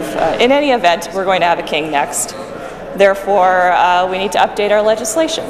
And there's a long process in updating the legislation. There's a lot of things that we don't necessarily think about, and it's obviously something that wasn't thought about at the time that the legislation was drafted. But she's a pretty resilient queen, and she's toughed it out for quite a long time. She's seen her way through a couple world wars and a couple other tragedies in her own life, and tragedies in her country, and so I could understand why the drafters at the time, I suppose, thought she would never die, so we would never have to worry about that issue. But here we are today, updating the legislation to reflect the fact and the reality of the day that someday she will end up having to pass on. The legislation also updates some other language that used to be standard language and is no longer standard language. For example, the legislation replaces the language ex parte to without notice, and that's something that's been happening throughout I'd say the legal world, Mr. Speaker. The rules of court in Queen's Bench were recently updated to be more plain language, so that folks who access the justice system, and more folks are accessing the justice system without counsel, frankly, either because they choose to, but more often because they can't afford counsel. And they're able to do that and look at legislation and look at the rules of court and actually understand what is being written, and be able to hopefully follow those rules accordingly. So ex parte is a Latin term. Most people, myself included, don't know extensive amounts of Latin, nor should we, frankly. I know what I need to know. I knew what ex parte meant, and that's pretty much the extent of it. But it just makes sense to modernize it and to change it to without notice, because that's what it meant in Latin. And it makes sense for us if we want to have a more inclusive justice system, if we want to be more inclusive as legislators, if we want to have a more inclusive legislative process, that we're making the language reflect that inclusivity. Mr. Speaker, it's also, this legislation is also replacing any phrase or any time it says department with ministry. And I know my colleague from Saskatoon Centre had a few things to say about that last night, and I was privileged to hear that fiery second reading speech. He's always good for giving a fiery speech, especially in the evening, which is nice to re-energize the room after supper break, Mr. Speaker. And I don't think I can do justice to what he did yesterday. So I'd ask if anyone is watching or reading my remarks, check out my colleague's remarks from Saskatoon Centre, because he had a few things to say about how long it's taken to update department to ministry, Mr. Speaker. But it is interesting that's being changed. But considering I don't know when it was changed, when we used to call it department and then we called it ministry, it was a bit before my time of being elected, but it does make sense to update that as well. Another one that's being changed is replacing outdated references to legislation that's contained without certain acts. Sometimes you'll be looking through legislation and you'll find that it references an act that doesn't exist anymore, which can be very frustrating when you're trying to find an answer for somebody or you're trying to figure out how a process is supposed to work within government or what the rules are within a certain situation. And then you go and you find out that it's referencing a section of an act that doesn't exist anymore, or an entire act that doesn't exist anymore, and then you have to try and figure out what that means and what it should be referencing, even though it's not referencing it anymore, Mr. Speaker. So I'm happy to see that some work has been done to clean that up. I think it'll create some more efficiencies, and hey, maybe it'll save somebody a few bucks on their next legal bill, because it'll save them a little bit of time to look something up. Another change that's happening is this bill is removing the language as amended from time to time, which frankly is a redundant thing to say, Mr. Speaker. Bills can be amended from time to time, whether or not that specific wording is in there, so it's not really necessary. So it makes sense to get rid of that reference, Mr. Speaker. So with that, I know I've had several of my colleagues already weigh in on this particular bill. So I know I'll have some questions at committee for the Minister of Justice. I have a lot of questions for the Minister of Justice on a lot of issues, especially around what is happening with respect to the cannabis legalization and how that whole process is rolling out. But I will also have some questions at committee for the Minister of Justice, more particularly on this bill. So as such, I will end debate, move this bill to committee. Hear, hear. The question before the Assembly is a motion by the Minister that Bill number 108, the Statute Law Amendment Act 2017, be now read a second time. Is it the pleasure of the Assembly to adopt the motion? Carried. Second reading of this bill. Committee, shall this bill be committed? I designate that Bill number 108, the Statute Law Amendment Act 2017, be committed to the Standing Committee on Intergovernmental Affairs and Justice. This bill stands committed to the Standing Committee on Intergovernmental Affairs and Justice. Government orders, adjourned debates. Item number 36, resume debate on the second reading motion for Bill number 109, the Statute Law Amendment Act 2017, number 2. Ms. Sproul. Recognize the member from Regina Douglas Park. Thank you, Mr. Speaker. It's my honor to rise yet again this afternoon to speak to this companion bill of the bill I was just recently speaking about, Bill 109, the Statute Law Amendment Act 2017.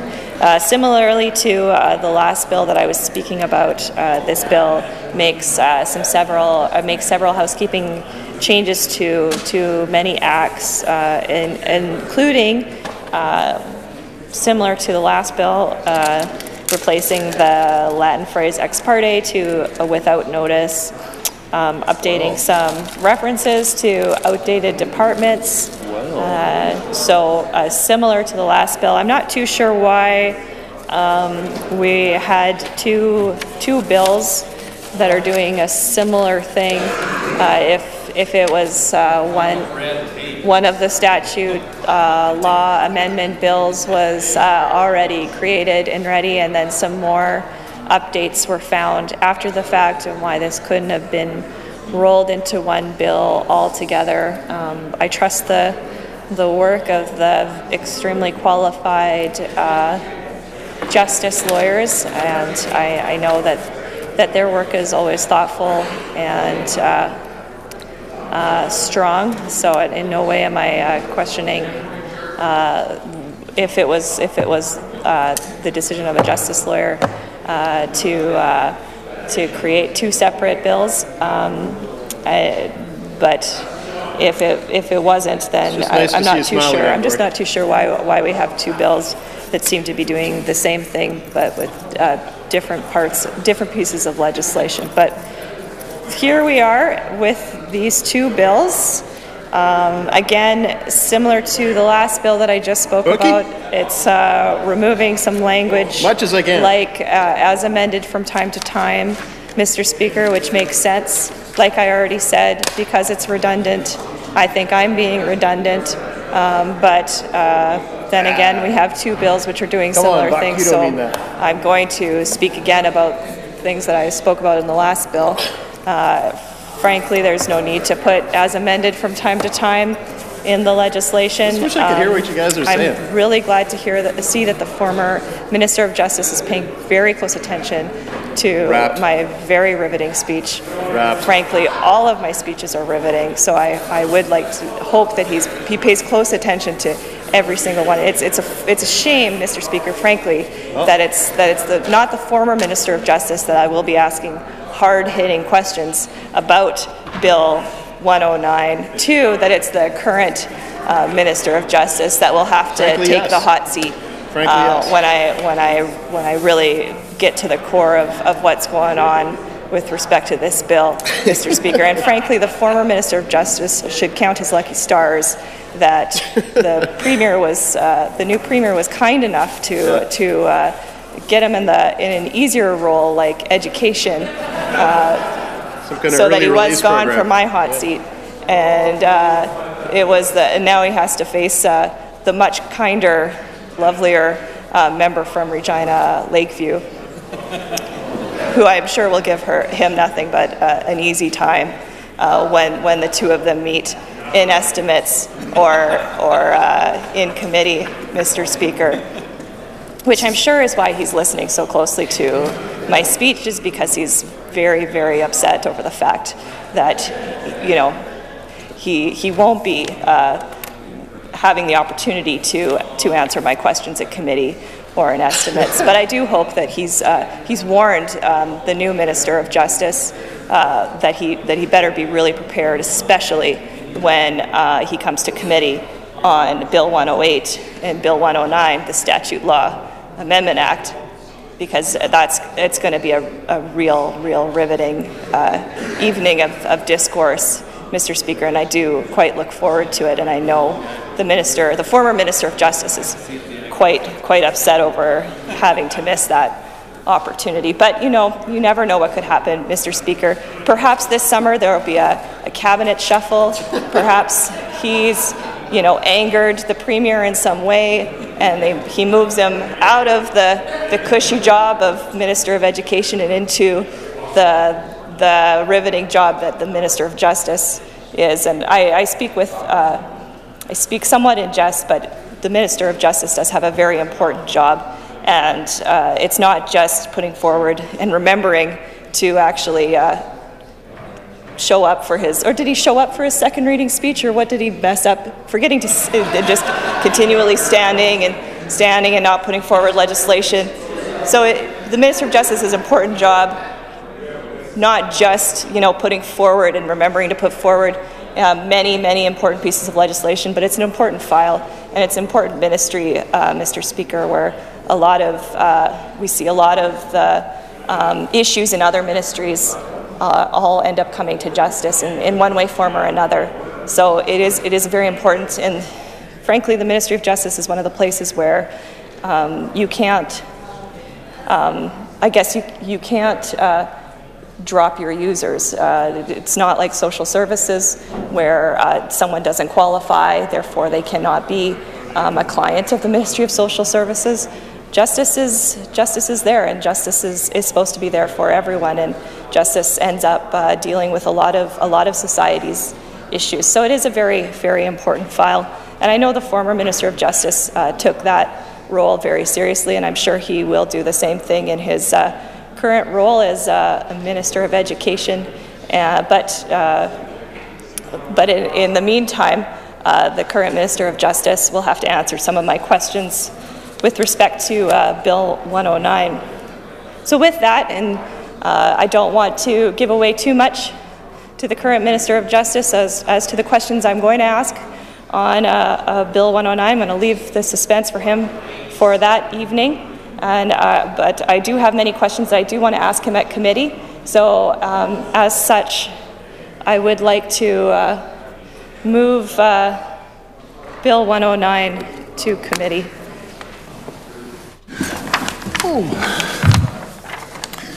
The question before the Assembly is a motion by the Minister that Bill number 109, the Statute Law Amendment Act 2017 number 2, be now read a second time. Is it the pleasure of the Assembly to adopt the motion? Carried. Second reading of this bill. To which committee bill be committed? I designate the bill number 109, the Statute Law Amendment Act 2017 number 2, be committed to the Standing Committee on Intergovernmental Affairs and Justice. This bill stands committed to the Standing Committee on Intergovernmental Affairs and Justice. Government orders, adjourn debates. Item number 9, resume debate on the second reading motion for Bill number 72, the Privacy Amendment Act 2017. Mr. Vermette. Recognize the member from Saskatoon Centre. Thank you very much, Mr. Speaker. It's a pleasure to rise this afternoon and enter into debate on Bill number 72, an act to amend the Privacy Act. And I will have several thoughts on this because I've been following the development of this, especially since it was brought forward in the fall. And I know that many of us have been watching the media in terms of the whole issue of social media, both at the political level, whether it's about the Russians interfering with the political situation in the United States and other countries, or whether it's simply privacy issues that are happening on social media here in our own neighborhoods, our communities, and what does that all mean, and particularly what that relates to bullying and all of that. But I think that this bill itself, in and of itself, is worthy, and it's one that we can have a good discussion on, and at the end of the day, I can't see us having a lot of problems with it, but I don't want to give away our hand too soon. But it's one that really opens the door to a much larger conversation, and this is the value of our system that we have here today, Mr. Speaker. The government, through whether it's consultation or whether through its members or whether it's through its civil service, through its public service, bring forward ideas that are important and relevant to today's society. And in this case they have, but I think in many ways, and I'll make my case, Mr. Speaker, that we're just seeing the tip of the iceberg in terms of some of these issues that are happening in Europe and in Canada, and I'll raise them so that the members at home can think more about this and what does this mean here in Saskatchewan. You know, we look in a very interesting way what's happening to the President of the United States and the Russian situation, and we feel that doesn't have anything to do with us, that somehow that's remote, and but we're curious. But the fact of the matter is that there's lessons to be learned, and I think that the Ministry of Justice, the government, and all of us should be really thinking about what it means in terms of social media, what it means in terms of privacy, what it means in terms of violation of privacy. So today, the issue before us really is around what the Minister quite rightly has talked about in his opening remarks, around revenge porn and that type of thing.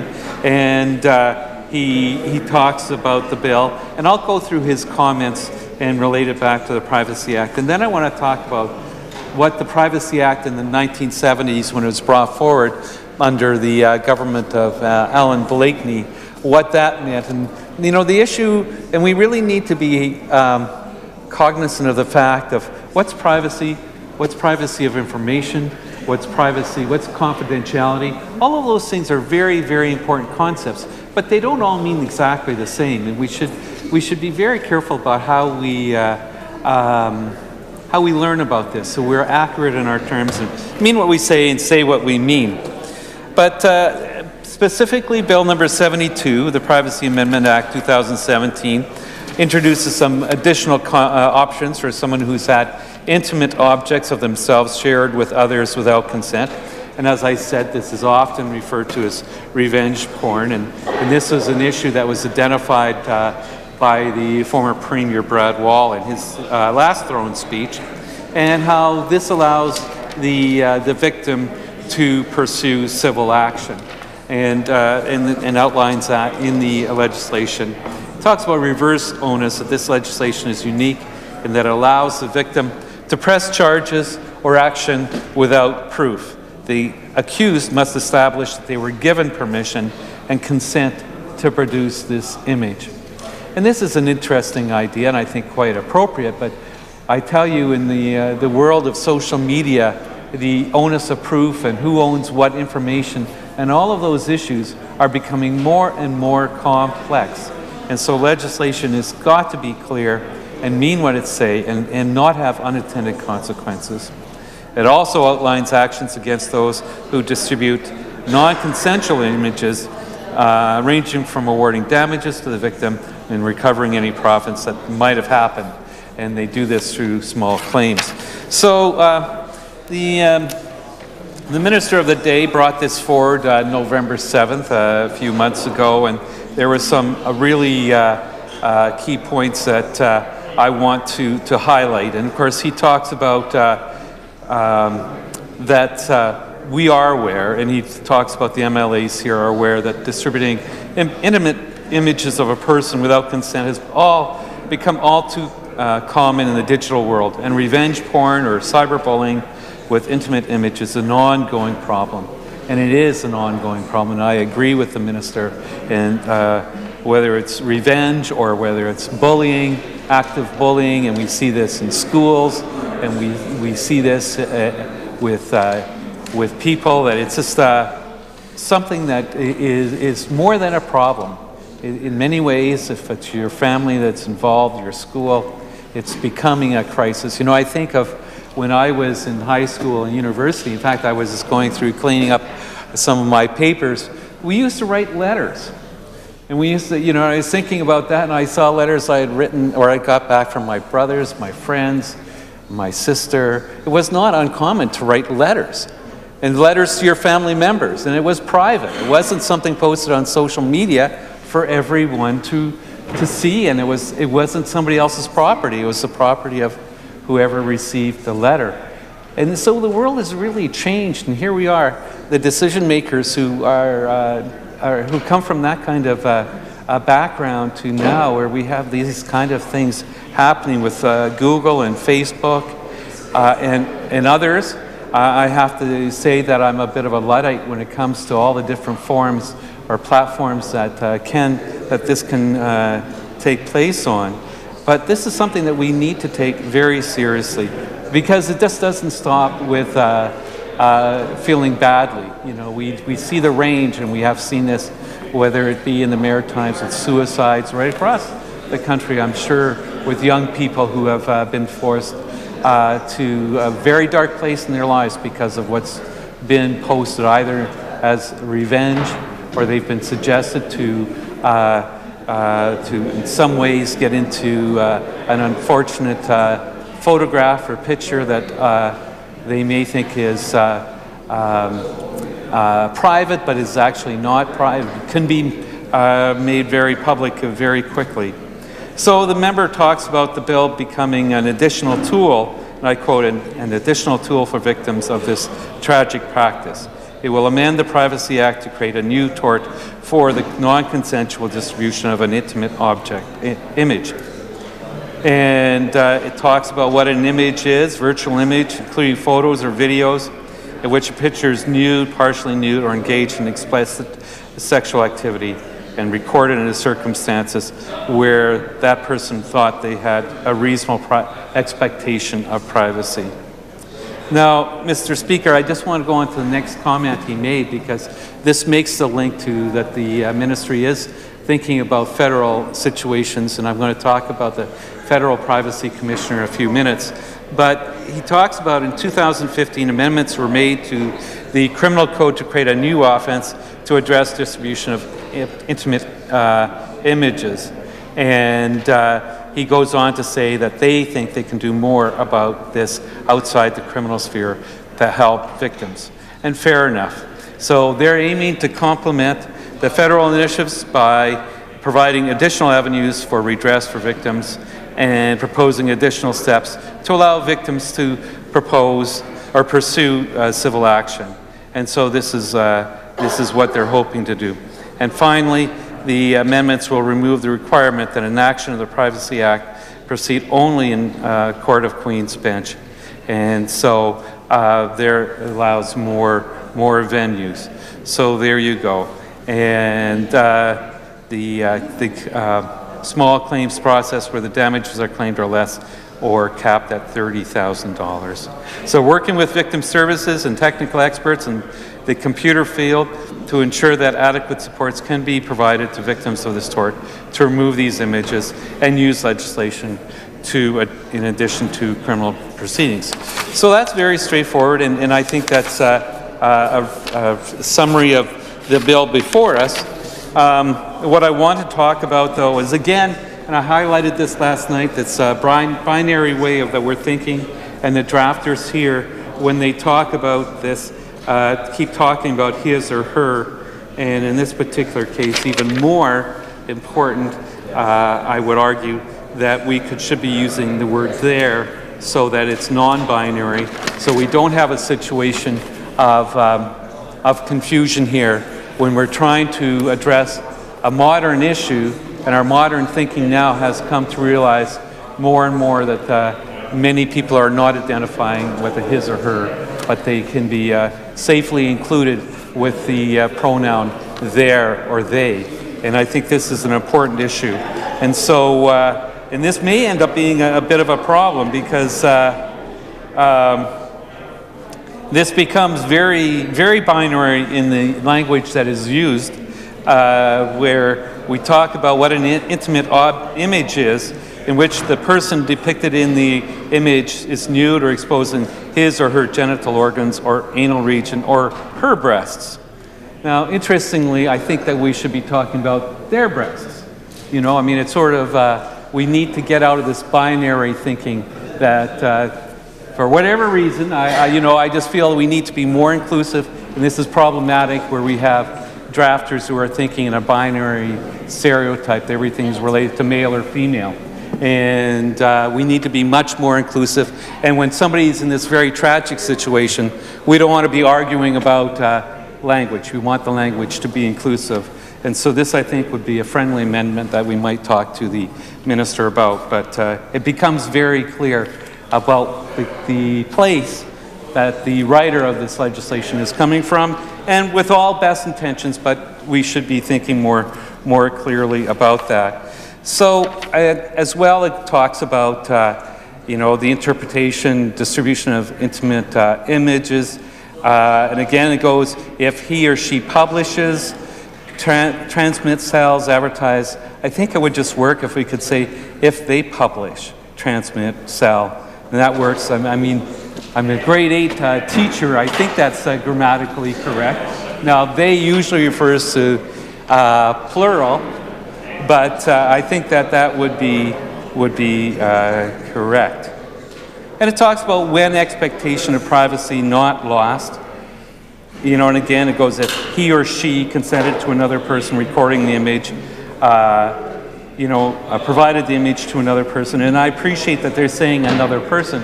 It could be if they or a person consents to another person recording an image, and then it moves away from the binary thinking. The one part I wanted to highlight here is also around the defense public interest. And this is interesting what it replaces. It just is a simple statement. It is a defense to an action, for non-consensual distribution of an intimate image if the distribution of the intimate image is in the public interest and does not extend beyond what is in the public interest. So I'm curious to have a better definition of what is public interest in that case. So somebody could make the case it's in the public interest that I distribute these images of my ex-partner, and my case is that it's everybody's interest to know that. And I would want to know why that is. I think, I think that there needs to be a more specific example of that. And why is that? What is the public interest? And if we look at the old Privacy Act, and this was something, and it's interesting because as we look at the time periods that these things were written in, this was 1978. And I don't have the adjourned debates on this. It would be interesting to read them actually, because again, as I was saying, this is a very important right that we have. Again, it's different than confidentiality, and it's different than privacy of information, even though it's related.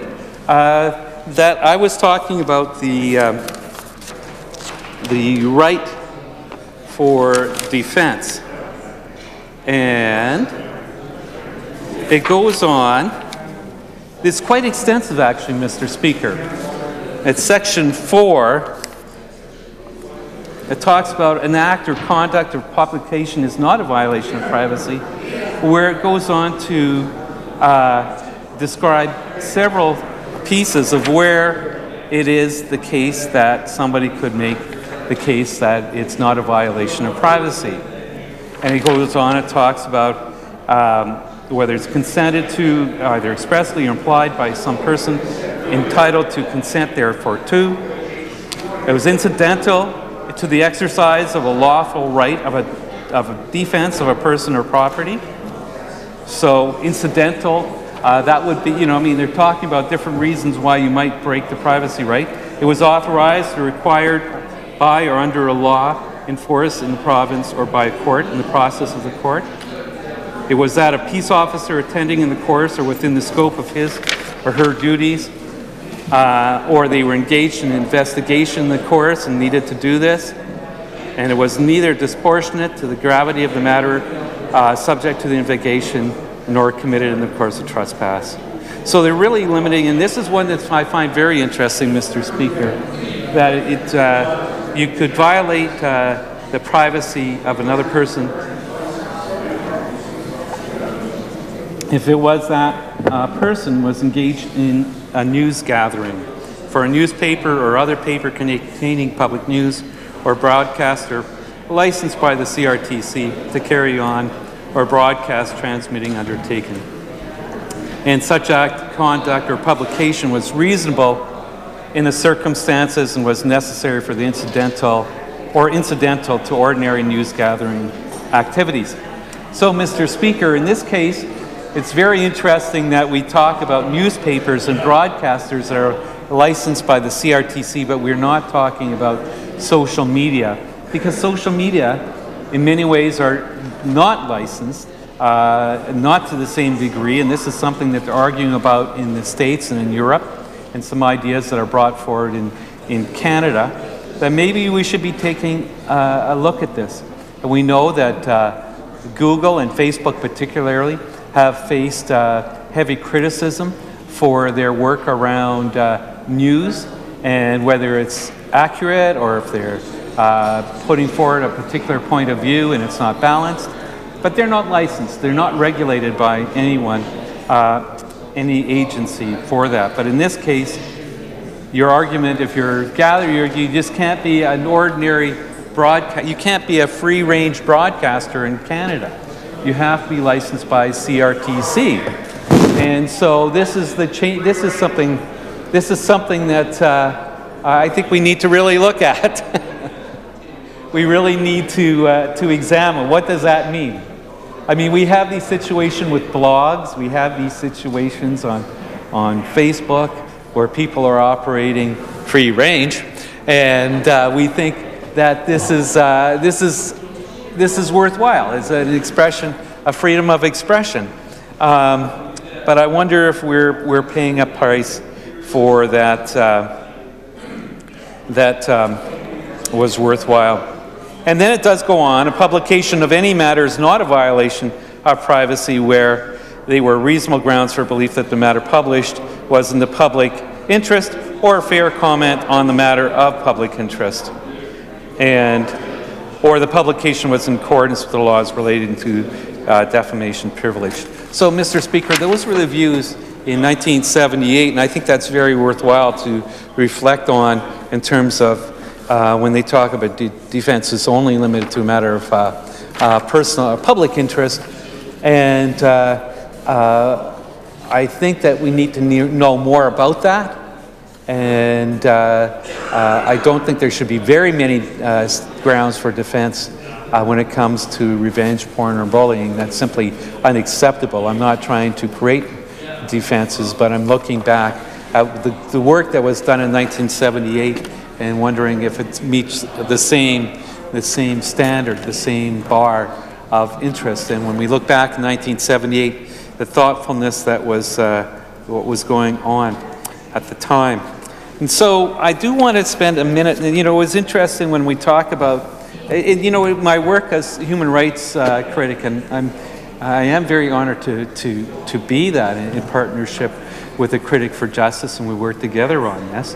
But I've come to understand and appreciate how important privacy is. It's a fundamental right that we've had from medieval times, when you had, and it goes back to the original Peeping Tom. And we had that situation where you would have, in villages, the guy who would walk around looking in windows. And what do you do about that? Nobody liked that. The villagers didn't like that. They thought that was creepy, and it was really inappropriate. Won't somebody do something about it? So the idea of privacy started to come in, that your home was private and nobody should be looking in the windows. And that was understood to be a reasonable claim, that the state or the local Peeping Tom did not have the right to come look in your windows. You must go to the door and knock on the door and ask to be let in. You didn't have the right just to come in. There was an assumption of privacy. And so that in many ways, now I'm not an expert on the history of privacy, but it was explained to me that in many ways that was where the original concepts come from. And now we have got this to this place that we're in social media, and all over the world this can be happening. And at one point you might be thinking, well, it is private and we're just sharing it. We're just sharing it digitally. But then with a touch of a button, it can be shared, and then we have a problem. We have a problem because now we're in the age of information, and now we have the issue of right to privacy, and we have these huge corporations, whether they be Google or Facebook, who think because you've signed on, now we haven't actually signed on, but many of us have come to the point where if you want to partake on the platform, you have to click on the I agree, and how many of us have actually taken the time to read all the fine print? And I know that there are circumstances, and when we have our iPhones, and when I've had some people explain to me some of the things that I've agreed to, and I'm kind of surprised about where people know what I've been doing. I'm a little bit surprised. And it's even when you go online and you search. This morning I was searching for a radio, and I was looking where to buy one, and the thing was, can so-and-so have access to your location? And you go, okay, because I want to know where the closest store is. But it's a lot more complicated than that. It's a little bit more complex than that. So we're sharing too much. So this Privacy Act is one that I hope will give us some opportunity to really reflect on privacy in this new age. And so when we have here, and I just want to I did talk about what the definition of the images were, but it doesn't talk about the definition of privacy. And of course, I'm just going to go through the section of the Privacy Act, the section number 3, examples of violation of privacy. And they have the same violation of privacy, section 2. It is a tort, actionable without proof of damage for a person willfully and without claim of right to violate the privacy of another person. And then further to that, it gives examples of the violation of privacy. Without limiting the generality of section 2, proof that there has been A, auditory or visual surveillance of a person by any means, including eavesdropping, watching, spying, besetting, or following, and whether or not accomplished by trespass. B, listening to or recording of a conversation in which a person participates or is listening to, or recording of messages to or from a person passing by means of telecommunications otherwise than a lawful party to. And I would think that might refer to, Mr. Speaker, if you remember the days of rubbering. I don't know if some of us would know that. The old days on the phone on the party line, and we weren't supposed to be on the line, but you knew whose ring that was. It wasn't yours. And so there's a little issue of privacy there. So, but it was C, use of the name or likeness or voice of a person for the purposes of advertising or promoting the sale of or any other trading in a property or services, or for any other purposes of gain or to the user if in the course of the use the person identified or identifiable and the use intended to exploit the name or likeness or voice of that person. Or D, use of letters, diaries, or other personal documents of a person without the consent expressed or implied of the person or some other person who has lawful authority to give the consent is prima facie evidence of a violation of the privacy of the person first mentioned. So that was a different era when we talked about the use of letters, diaries, or other personal documents of a person. You know, we talk about a person identified, tended to exploit the name or the likeness or voice of that person. You know, now we've really got into the digital photography of the world and what that really means. And that's something that is very, very significant in terms of the change. And so I think it's a time that we really do need to reflect. And as I said earlier, this is a bit of the tip of the iceberg because it has been happening around the world, the discussion about the use and abuse of collecting private information. And it's not the diaries, it's not the letters, but it's the posts and the pictures that people are gathering. And really, I think we have to take a stand on this in terms of where do we stand with the individual. Is it their privacy that's being violated, or is it the corporation's right to own that data? And in fact, even into death. You know, I was reading this earlier about Facebook. When a person passes away, it's not the data belonging to the individual. Facebook says we'll memorialize it. We'll keep it, but it's ours. We'll put something nice on the, I don't know what it looks like actually, to tell you the truth. I haven't visited a Facebook page of a friend who's passed away. I've had friends who've passed away, and it's kind of a sad day when I see their birthday come up again, and we know that they've actually passed away. But I don't know what that looks like. But they really don't want to give up that information. They really want to stick hard and tight to the data that they're collecting for whatever reason. And it's interesting because, as I said, this is having a huge impact. And this is having a huge impact on these large corporations. And of course, I just was picking up this this article today, and it's about Facebook. Facebook unfriended. Russian meddling is only one challenge facing the social media giant. And this came out February 22nd, 2018.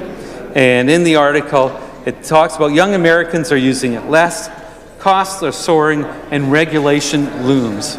And it's something, as I talked about when we talked about broadcasters earlier, where you had news sources had to be licensed, broadcasters had to be licensed, but now we're seeing that this is moving outside that because of the implications. Not clearly, I want to make sure we understand the significant risk that when you have countries that are meddling in other countries' democracy, that is a huge problem, and it's because of our free and unfettered access to motivate or cause issues to arise through social media. And this is a big problem. But young people are now seeing more and more that Facebook can be a place that you may not want to hang out in because of the challenges you have in terms of what may be shared. And while we're constantly looking and seeing if we can gather new friends, are we being as particular as we might be? And what does that really mean? And of course, I just want to read this one quote here. They've talked about several risks, and of course, the risks are actually that they talked about how there's. I couldn't believe this number, Mr. Speaker, when they talked about that the fact that since this has started, or in the last year, there's been some, I believe, 50 million hours less on social media. It showed that, yeah, here it is. Last month when Facebook announced its earnings, it announced a decline in daily active users in America and Canada for the first time, and it's estimated globally users are spending around 50 million fewer hours per day on Facebook. How do you do that? How do you get 50 million hours less per day? Like, how many hours are there possibly to be on Facebook? So millions and millions. So this is having a huge impact. So this translates into 15% less over the year, and this is actually, and it says in America, Facebook is steadily losing users under the age of 25. Youngsters are spending more time on other apps, such as Snapchat and Facebook, and other Facebook-owned photo sharing app, Instagram, and so on and so forth. But one of the issues that it talks about that I think that as we need to wrestle with here is this. And the third, and I quote, a third risk and the biggest is new regulations. Politicians have hardened their attitudes towards Facebook. It has swallowed up smaller rivals and has few friends among the political elite. Regulators could scuttle new deals, impose new restrictions on data sharing between Facebook's various apps. And that's a big deal, and we're talking about that in another piece of legislation where you have data sharing between Facebook's various apps, or fine it for anti-competitive behavior and privacy violations. This is especially likely in Europe, but even at home, watchdogs may get fiercer. And this is the part that I do want to talk about that I think is very interesting, and I've thought about over the last several months. And the implication here for us in Canada, but what's happening in Europe is this whole issue of the right to be forgotten. Now, I have had some comments here earlier about, you know, fools shouldn't be forgotten, but this is not about that. In fact, it's an extension of the right to privacy. And I just want to take a look, a quote from The Guardian, and this was back in August 2017. And the headline is, "The right to be forgotten is the right to have an imperfect past." And what's happening is the EU, the European Union, is looking at a way to ensure that people have the ability to de-index anything on the internet that refers to them. Now, there are limitations to that, but Facebook and Google have considered this a real invasion of their right to their what they have set out as a business model. So the title is, "The Right to be Forgotten is the Right to Have an Imperfect Past." The Data Protection Bill is about refusing to give ownership of our identity to the likes of Facebook and Google because we all make mistakes when young. End of quote. Now, I have to tell you, it's not only when we're young that we kind of make mistakes. I don't think the young own that completely. That's not they don't have the copyright to that. But I really feel that it's an issue that we all need to take very seriously, because this is happening, and in Europe this has started in the I think the early 2010s. They're in the middle of a major battle with Google, and of course Google is not an easy company to go to court with. I mean, this is a company that has very deep pockets, and of course comes with that very capable lawyers. And you know, when governments take on some of these mega corporations, it really becomes an issue of resources, where the corporations, while they do have a bottom line and they can only go so far, for governments there is a balancing of resources. There's only so far that they can go. So this is some of the comments that this writer, Suzanne Moore, makes, and she describes a situation in which she was on a bus in a European city, and the child was having a meltdown because she couldn't remember her password. And so the thing is, did the mother know the password? And was the mother going to give the child the password to her iPad on this public bus? And so I'll read parts of this because I think this is very, very important. One consequence of increasing ease with technology over the past decade or so is that we now have young adults who've only known a world in which personal information and images are circulated online, a world on which an online presence is deemed a necessity. The violation of one's privacy has been part of the deal for this exposure, despite the fact that increasing numbers are learning the hard way that once something is online, it never really goes away. End of quote. And it goes on to say, all those embarrassing Facebook Instas of drunken antics and incessant posing with blunts, bongs, and gangsta signs. Do you really want future employers looking at this, or anyone? But this kind of legislation goes on. In this culture of self-surveillance, privacy has been forfeited, and these changes in the laws are an attempt to claw some of it back. It's a recognition that we all make mistakes, especially when young, and that a stupid picture should not be an indelible stain. A gesture, perhaps more hopeful than workable, towards huge companies such as Facebook and Google, an attempt to answer the question, who owns personal data, them or us? It can be difficult to get a Facebook page taken down, even when someone has died. Facebook instead offers to memorialize it.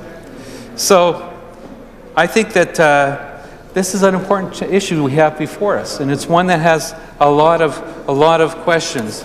And I think that, as I said, it's a bit of the tip of the iceberg.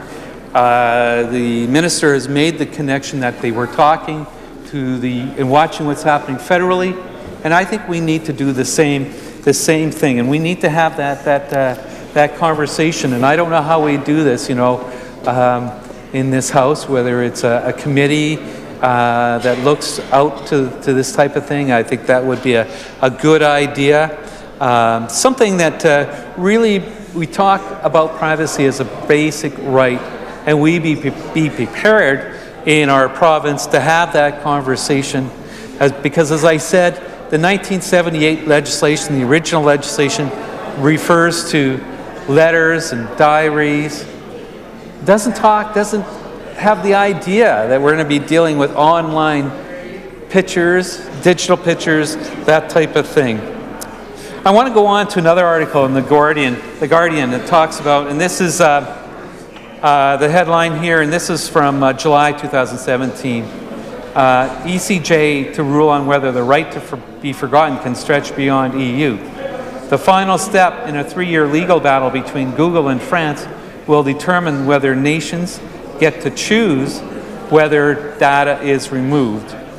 And the writer Alex Hearn talks about the European Court of Justice is set to rule on a landmark case whether or not the so-called right to be forgotten can and should stretch beyond EU borders. It will be the final step in a 3-year legal battle between Google and France to determine how the search engine should guarantee the privacy of European citizens who want their pasts to be wiped from the historical record.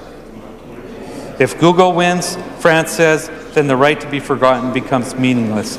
This right requires the search engines to remove links to pages that appear to be inadequate, irrelevant, or no longer relevant or excessive in light of the name or the time that's elapsed. Even accurate data, which initially legally published, can be removed, the court said, since in the course of time became incompatible with the directive. And France goes on to say, France's concern is that the right is only worth anything if it applies universally.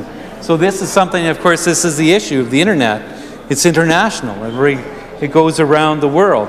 So if it only happens within a country, then it's not worth much. And we've seen legislation here that talks about international online contracts, that type of thing. And so the argument has to be universal, and I think that's a very strong point. So France is concerned that the right is only worth anything if it applies universally. Otherwise, the country has argued, a hypothetical complainant can find their past remain easily visible to American colleagues, or even a geeky, curious neighbor who can simply fake their IP address to a non-EU country. So the French data regulator has consistently fought the Google's attempt to limit the extent of the right. First, to just Google French, but FR and other European Google domains, and then to other Google users across Europe. So now, on the other side, it's interesting, Google argues that the extension of the right would pose a serious risk to other countries with more egregious limitations on freedom of speech, which would similarly attempt to universalize their restriction. And so, for example, and this is fair enough, they use an example in Thailand. Thailand might, in their world, in their understanding of democracy, attempt to force Google to apply its laws that ban insults against its king worldwide. So, fair enough. But then this becomes a situation of defense, where we talk about, is it in the public interest? And clearly, when it's a private thing, a private citizen is very much different than the King of Thailand. And so this is something that talks about the bills. Google was fined £100,000 in July 2015 for failing to comply. But this is just, I think, the beginning of what we come to understand over these issues here. Now, I do want to take a minute to now draw this back to Canada. And I think this is very important to understand that now where Europe has been a pioneer in this thinking about what does it mean to have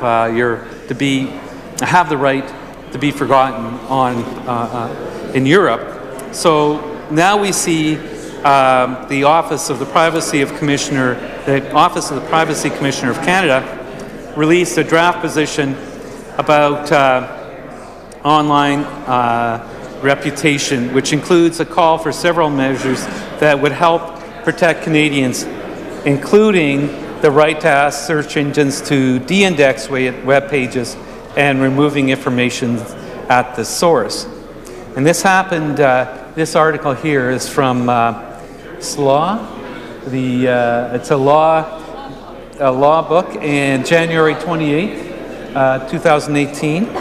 And so anyways, SLAUW, I'll send this up to it's a blog. Okay. And anyways, it talks about the Danielle Theron, our privacy commissioner at the federal level, wrote in the press release, there is little more precious than our reputation, but protecting reputation is increasingly difficult in the digital age, where so much about us is systematically indexed, accessed, and shared with just a few keystrokes.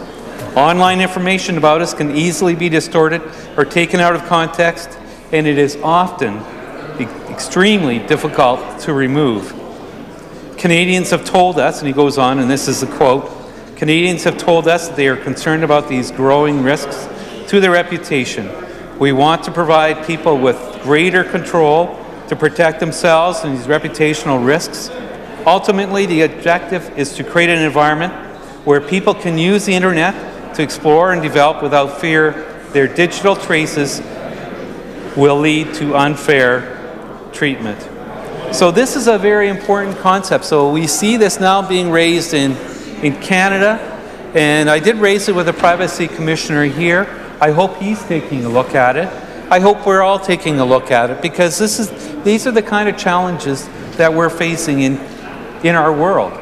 And we could say in Saskatchewan, we could say in Saskatoon or Regina, but clearly the internet is a universal thing, and it's a very, very important issue that we have before us.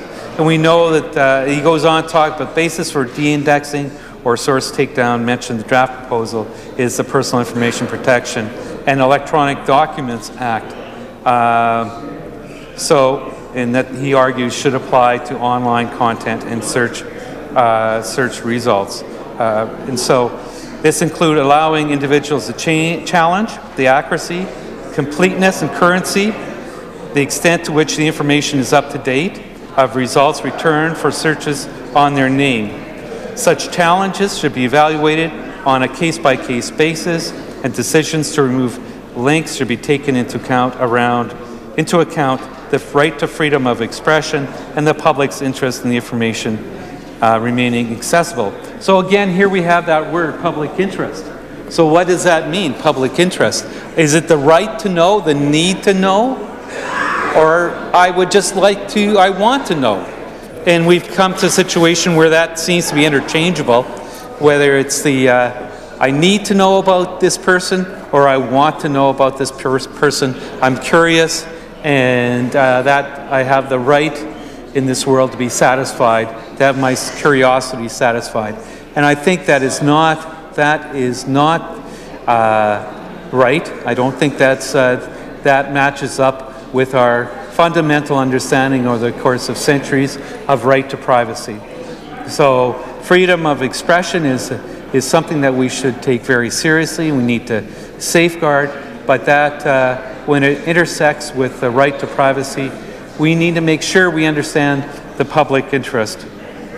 So this is something that I hope we take some time and talk about. There is another article that I think that it's important that we take a moment and think about. This is a Globe and Mail article that was published in January 26, 2018, and it's Michael Geist.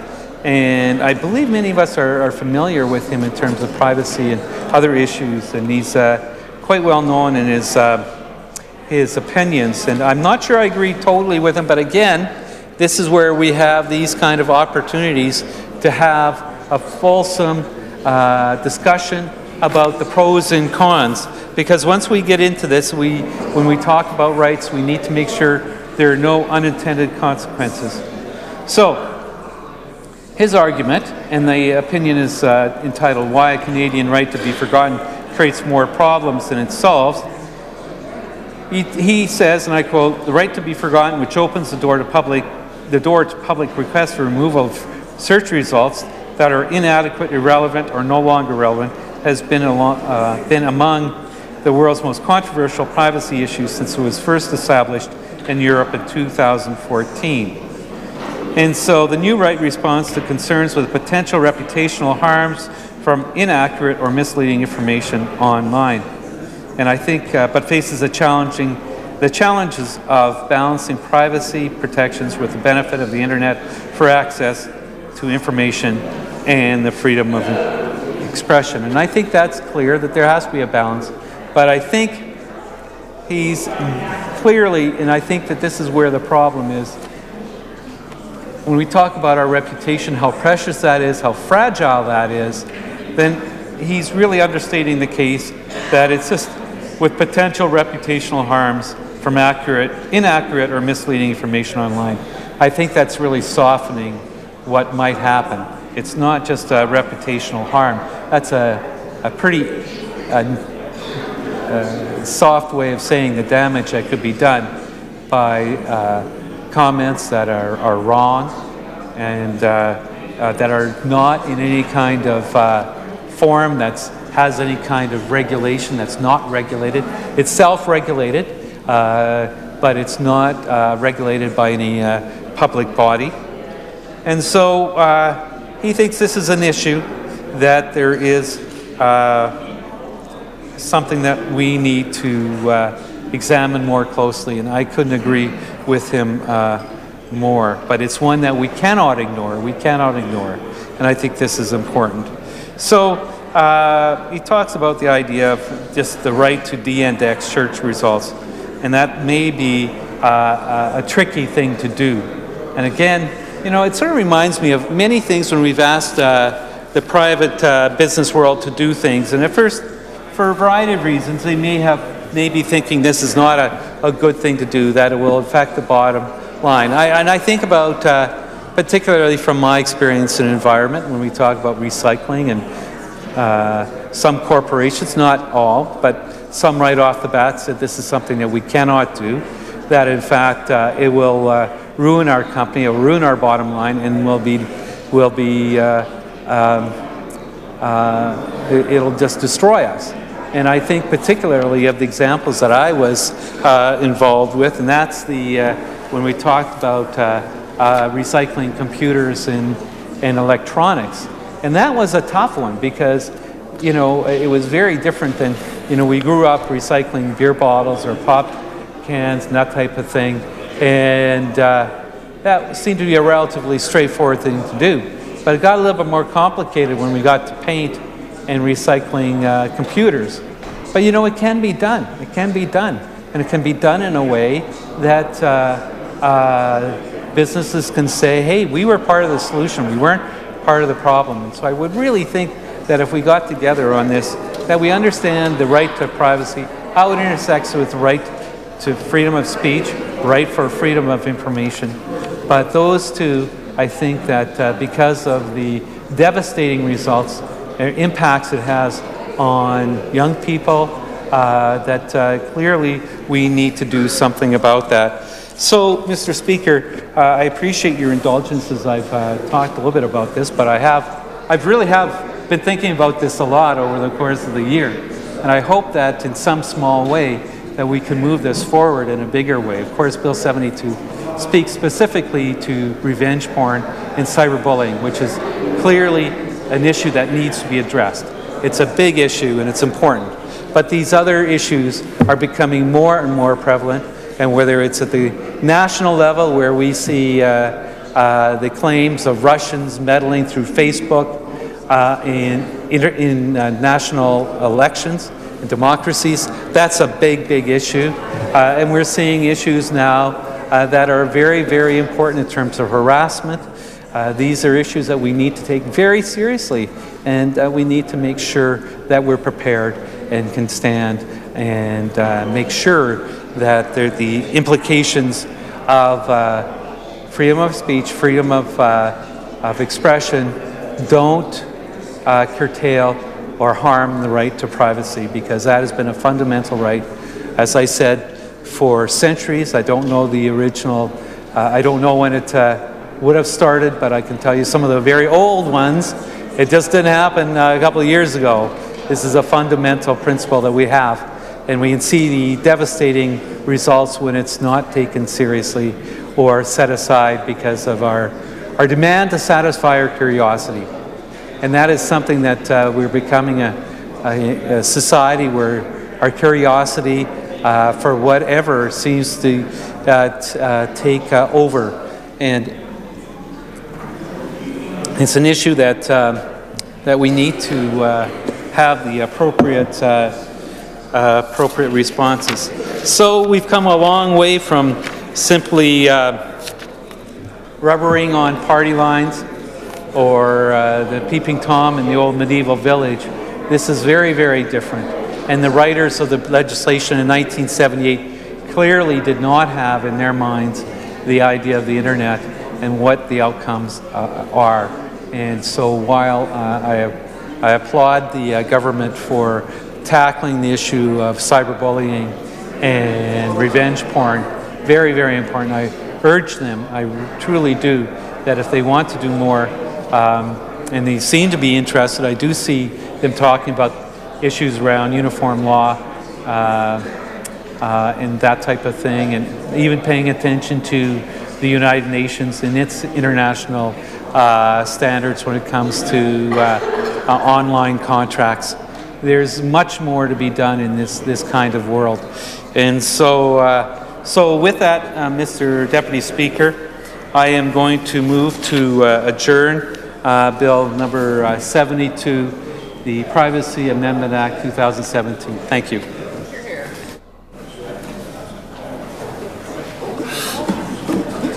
Something was happening. The member from Saskatoon Centre has moved to adjourn debate on Bill number 72, the Privacy Amendment Act 2017. Is it the pleasure of the Assembly to adopt the motion? Carried. Government orders adjourned debates. Item number 10, resume debate on the second reading motion for Bill number 73, the Insurance Amendment Act 2017. Ms. Sproul. Recognize the member from Saskatoon Centre. Thank you very much, Mr. Deputy Speaker. Mr. Speaker, I am sorry about that. My apologies. You may not have heard my slight mistake there, so I'll repeat it. Thank you very much, Mr. Speaker. I won't repeat my mistake, though. Thank you very much. I appreciate standing up and being able to enter into the debate on Bill number 73, an act to amend the Insurance Act and to make related amendments to the Saskatchewan Insurance Act. And this one is a very important one. It's interesting how this happens because the minister actually alluded to the fact that the big piece of legislation, the Insurance Act, was passed in 2015, but has not been proclaimed, is not enforced. And so as the clock has been moving on since that time, things have been happening in the world. And things have been happening in the world that have a huge impact in terms of insurance needs for people in Canada and in Saskatchewan. And so we need to be prepared for those. We need to be on top of those. Not even in this case where we're beyond being prepared, we're responding. It's past tense for prepared. You know, the things that have happened need to be dealt with at hand. And so it's very important that we take a look at this piece of legislation and see what we can do to satisfy the needs of those folks who have insurance and expect to be covered in an up-to-date, modern way here in Saskatchewan. Of course, the big question is, why hasn't that legislation been proclaimed? It took a lot of work, and there's people who are expecting that that would be the case, and it needs to be the case that why are we taking time to do that? But this bill makes several changes to how insurance is provided across the province, including, as the minister said, several housekeeping amendments. but it includes a new section that addresses the medical assistance in dying. So if the, as I understand it, and I'll take a minute and I'll read the minister's comments because I want to make sure this is right. Of course, he said that, and I will quote, Mr. Speaker, since the Insurance Act was passed in 2015, the Supreme Court of Canada issued the Carter decision, and we're very familiar with the Carter decision. And medical assistance in dying provisions were added to the criminal code. The amendments, these amendments, referring to the Insurance Act amendments, will incorporate the definition of medical assistance in dying in the criminal code into the Insurance Act, and will confirm that the section in the Act respecting to suicide does not apply with respect to a death resulting from medical assistance in dying. So, end of quote. So, I think that's a very important clarification. And while the Carter decision has come out and been in place, clearly there needs to be a clarification that the medical assisted dying, it is not, the medical assistance in dying is not similar to suicide. And as tragic as suicide is, and we clearly think that's a societal issue, but that's for another debate in another place, another time. But before us today is this Insurance Act amendment, and I think that's very important. So as the minister says, we're supportive of that. It's important that families that are going through some very, very difficult times when the illnesses that are terminal and life ending, and of course there are standards and that need to be met for people who have made that choice. That the last thing they need to be worried about is their insurance that they have purchased, that it would be there for them, and that they don't deal with that issue around suicide and whatever that may mean in terms of their own insurance. So this clarifies that, and that's a good thing that is relevant and of course is modern and very much something that that we need to have. Now they talk about some. The minister talks about some that the industry has identified some minor technical wording and issues and concerns that needs to be brought up to speed with this. So this is very important, and so we'll go with that. And also adds 2 new sections. While I talked about the medical insurance, and also recovery by innocent persons, so that those provisions can be used by victims of interpersonal violence and others as soon as possible before the new act comes into force. So this is important that they're recognizing there's issues that people who are victims of interpersonal violence have needs that need to be met, and insurance could be the appropriate way for that. And but because of the situation before us, that in fact may not be met because of problems with the new old act, the old new act, or it's actually, then it's still in the bill stages, and that's a problem. I just want to take a minute. I want to just verify when does this piece of legislation come into effect? Because we still have that same old issue with the old piece of legislation that when does it come into force? Because, and this is something we'll ask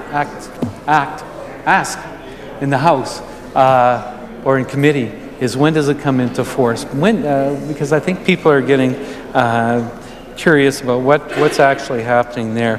And we saw yesterday, we had the Saskatchewan Young Brokers here, and it's great to see them here. And it was an interesting situation. I not really thought about it this way, but when they were introduced in the House, somebody said, well, you'll have a post office, you'll have some sort of community rank or something like that, but 9 out of 10, you'll also have a broker.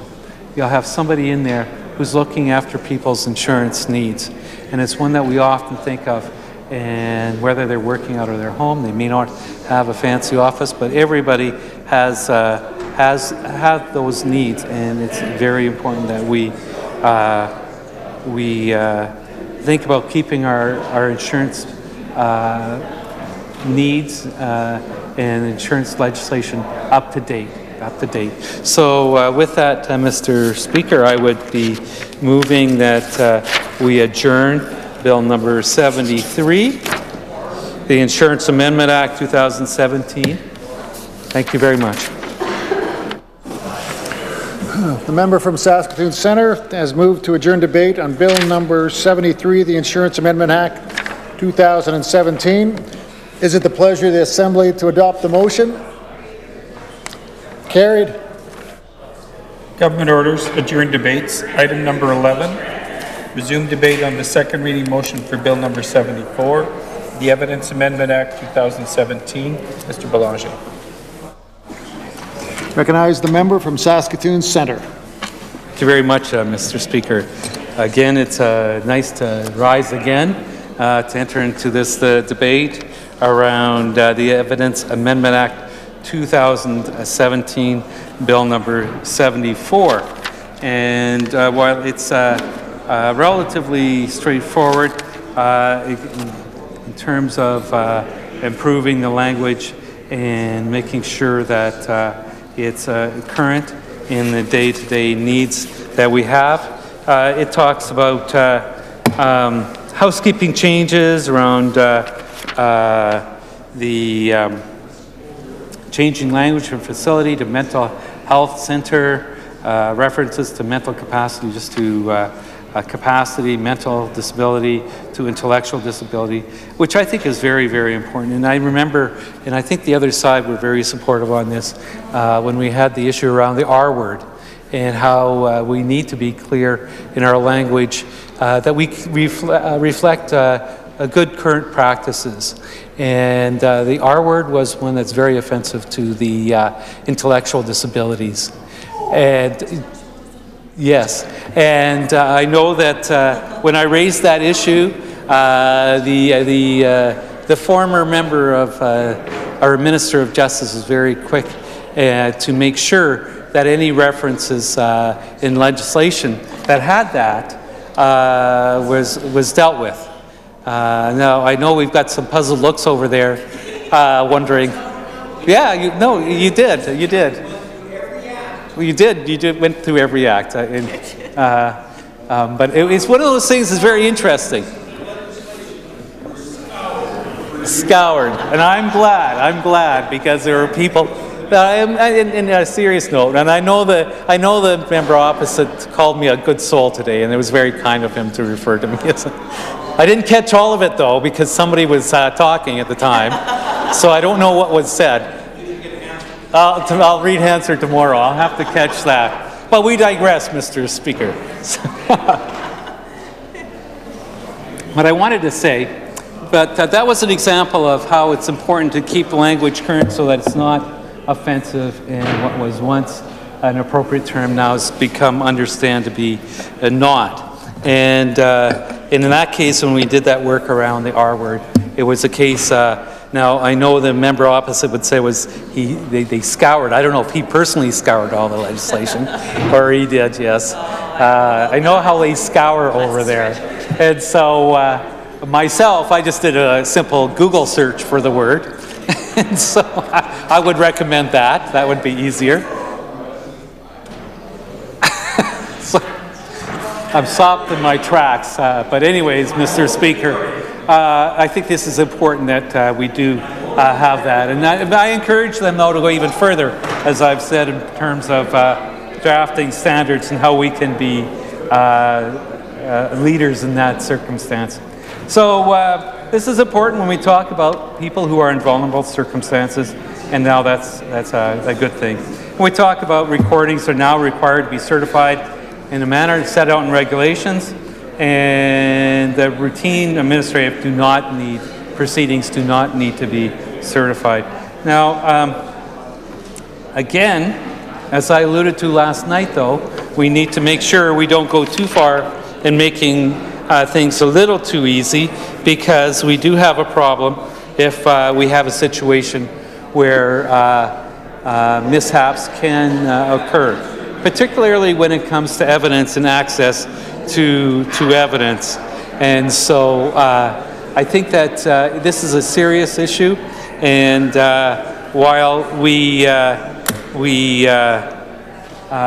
want to make sure that especially in the arena of law, that people have access to law, and that it seems to be done in an effective, efficient manner, that it's not bogged down in legalese. But at the same time, there were practices put into place to ensure that we didn't move too fast, that in fact the due process has a certain place. And so when we get into moving regulations into regulations, are we moving too far? And I know, for example, we had a good discussion about red tape today, and we know this government is keen on removing red tape in certain areas, but we see where in other areas they're actually creating more red tape, particularly for those in vulnerable circumstances. And I just feel that we need to be careful about this, and that we don't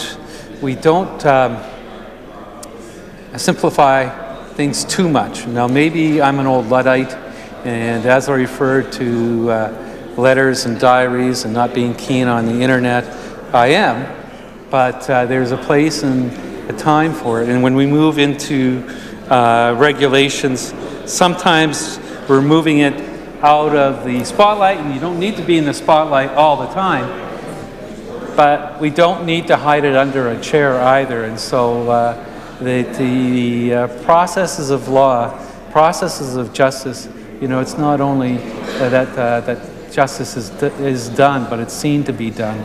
And so, and people have great reverence for evidence. Clearly, it's something that is hugely important. And if that we get into a situation, and you know, I mean, like, boy, the RCMP are in a bit of a situation over handling of evidence when it comes to the Colton Boucher case, where evidence was not handled in a way that that some would expect that it should have been done, and some of the processes weren't carried out in the ways that some would expect it to have been done. And so let's be very mindful of some of these changes. Again, I think it's very appropriate that we keep our language current, that it's respectful and inclusive and mindful of the changes in current language, but that we don't move too fast down that road of not being not taking the time to, as I said, for due process. People have a lot of expectations, and in my colleague today, while she was giving the former Justice Minister a bit of a hard time about leaving the Ministry of Justice into something easier, and I kind of winced when she said that, because education is not an easier one, but I knew what she meant. I knew what she meant. Being sarcastic. And she says she's defending herself by saying being sarcastic, but I feel that justice is hugely important. It affects us all, and we all, if we're not personally involved, we all have that understanding that in fact we will have that due process will protect us, that there are people who are qualified in the legal system, and that that it's not made so easy that mistakes can be made, because as we lower that bar, and we are making it easier, that somehow the respect for the institution is being lost. And I don't think that's the intention here. The intention is to make sure that we are we are doing the right thing, but it's just unfortunate that that we have this situation before us that, and really when we talk about the Evidence Act, you know, it really is, when you look back at the records of how important evidence is, cases that have been lost, cases that we thought were going to, the public thought were going to go one way, they go another way because of the evidence and how it was handled. So I'm thinking that we need to make sure that we remain that reverence for that. So with that, Mr. Speaker, I would like to move adjournment of Bill number 74, an act to amend the Evidence Act. Thank you very much.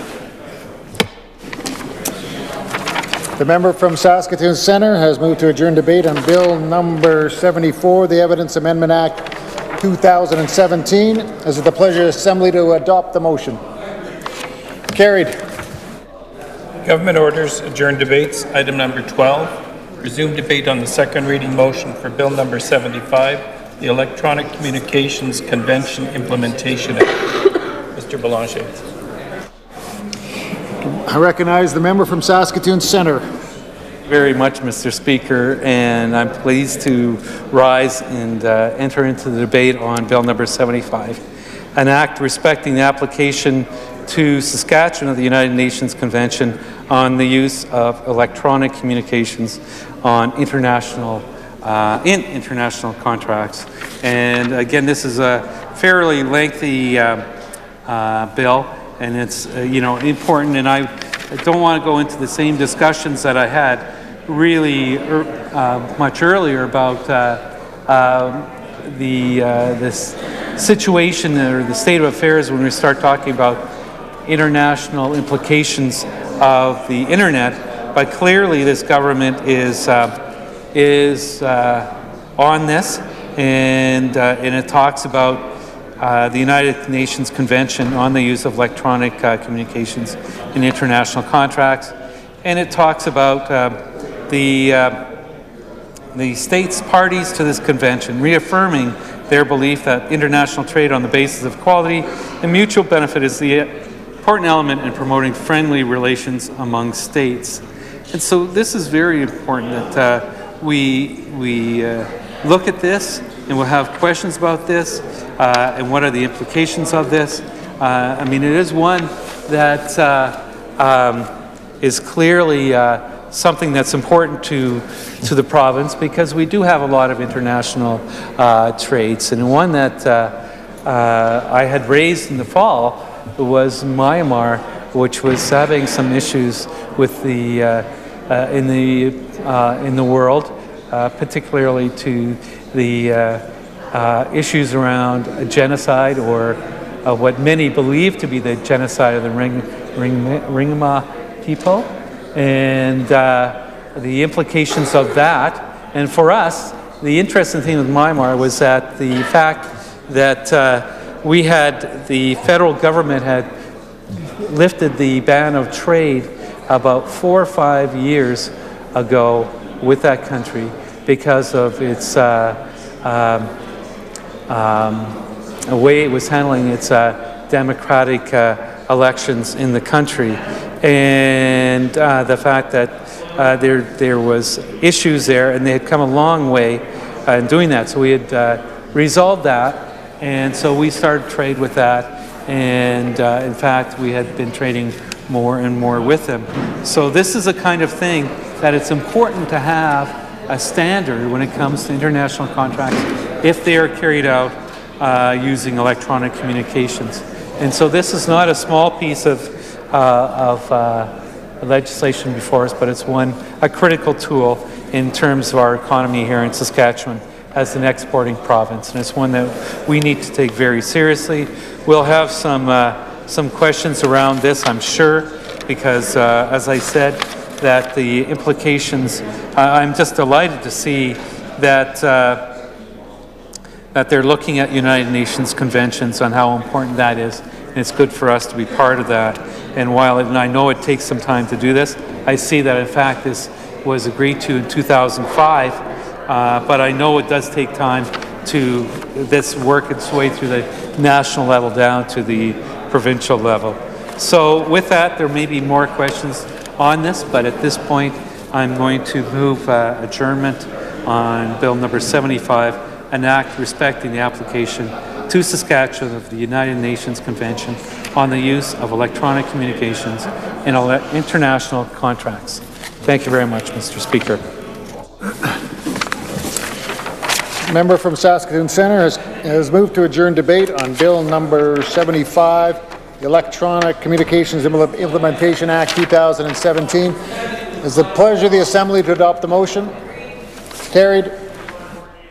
Government orders, adjourned debates. Item number 32, resume debate on the second reading motion for Bill number 101, the Agricultural Implements Amendment Act 2017. Ms. Rancourt. I recognize the member from Regina Douglas Park. Thank you, Mr. Speaker. It's my pleasure to rise this afternoon and enter into the debate on Bill number 101, the Agricultural Implements Amendment Act. Now, I know a few of my colleagues have already weighed in on this debate and have put forward, I think, some very important and very strong comments and some criticism on the bill, some feedback on the bill, and I will do my best to add to that discussion this afternoon, Mr. Speaker. The bill does some housekeeping things, but also some things that are a bit more substantive, and I'm sure our critic will provide some fulsome discussion and fulsome questions to the minister responsible at committee, as I know she does very effectively, especially on this file, Mr. Speaker, and I know will continue to do so. Some of the more mundane parts of the bill, Mr. Speaker, there's some housekeeping and language changes throughout the bill, including making the bill a little bit more gender neutral in its language. Some a bit more interesting ones potentially that are changes in this bill is the bill repeals the definition for repair. It removes other references to repairs and instead references either parts or parts and service. It's a little, I'm not totally sure exactly what that change will mean for those who rely on this legislation, but I know those questions will be asked by our critic at committee. Furthermore, the bill repeals a section that outlines that the minister can appoint employees for the purpose of this act. Now, based on the explanatory notes that were provided accompanying this bill, apparently this change is made because this is already covered under the Public Service Act. So I'm sure some work will be done just to ensure that there's nothing being left to have fallen through the cracks in terms of this change now that it's in existence. Another change that's a little bit interesting is that the bill will allow for notices to go out through other prescribed means. So what that means, Mr. Speaker, is that it will allow for the use of digital forms of communication. So perhaps email will be used, I'm not entirely sure. Now it's possible that that's loosening some of the requirements that were originally provided in terms of how communication with respect to provisions in this legislation can be sent out. There's always the risk when you're loosening those types of rules that it can be, it might be easier to provide that communication notice, but some folks, frankly, don't, in this day and age, still don't use digital forms of communication, either because they choose not to or they can't. And we still have locations in Saskatchewan that don't have access access to internet at all, or access to reliable internet, Mr. Speaker, and I think we as legislators need to be cognizant of that when we are affecting any sort of change. Furthermore, the bill will allow for the minister to impose penalties on a dealer or distributor. Now, this used to be the mandate of the board to impose these penalties so now instead of having a board determine the penalties, the minister themselves can impose those penalties. There's always some concern when more power is being given to government, when more power is being given to cabinet, and when more power is being given to a minister, because it lacks that level of oversight that as an opposition we think is incredibly important, that government should always be subject to, and governmental decisions should always be subject to, and it sometimes when more minds are at the table, better decisions are made, Mr. Speaker, and perhaps there might be a loss of expertise and a loss of knowledge here, Mr. Speaker. But I'm sure that our critic will be asking some very strong questions about that as well. Mr. Speaker, this bill proposes also to abolish the Agricultural Implements Compensation Fund and instead move all compensation or penalties that are associated with the Act will now flow directly through the General Revenue Fund, Mr. Speaker. While at the same time the bill is increasing many of the penalties that we see in the Act, such as there's a maximum award for compensation for a farmer under Section 10, which increases from $10,000 to $50,000. There's a maximum penalty for distributors who fail to pay an amount to the board required by Section 12, which is increased from $5,000 to $25,000. There's penalties for distributors under Section 24, which increase from $5 a day to not more than, so a maximum of $25,000, and penalties under Section 25 for the supply of repairs by distributors increased from $5,000 to $50,000. So these are pretty substantial changes to the amount of penalties that are owed. And I know our critic will be looking to see what sort of consultation was done with respect to these changes, because they can, when we're talking about monetary penalties, they can have very significant impacts on those who are faced with them. And the hope is that the consultation has been done to ensure that these penalties are appropriate for these specific instances. And we do have a government right now that has failed often in terms of its consultation. So there's always a concern on this side of the House as to what level of compensation has, or what level of consultation has occurred. And I know our critic will be asking questions around that. Furthermore, there's always concerns when funds are moving from what is a specifically designated fund into the General Revenue Fund, and we're seeing more and more of this happen, where funds that used to be designated for a specific purpose and therefore would specifically not flow through the GRF are now going through the GRF. Frankly, Mr. Speaker, it makes it more difficult for us, us as taxpayers, and us, the smaller us as opposition, to track what government is doing with our money when more and more flow directly to the GRF. It makes it more difficult for us to be able to trace that money and determine exactly what's happening with that. I know I'm cognizant of the time, Mr. Speaker. I know there are other individuals who want to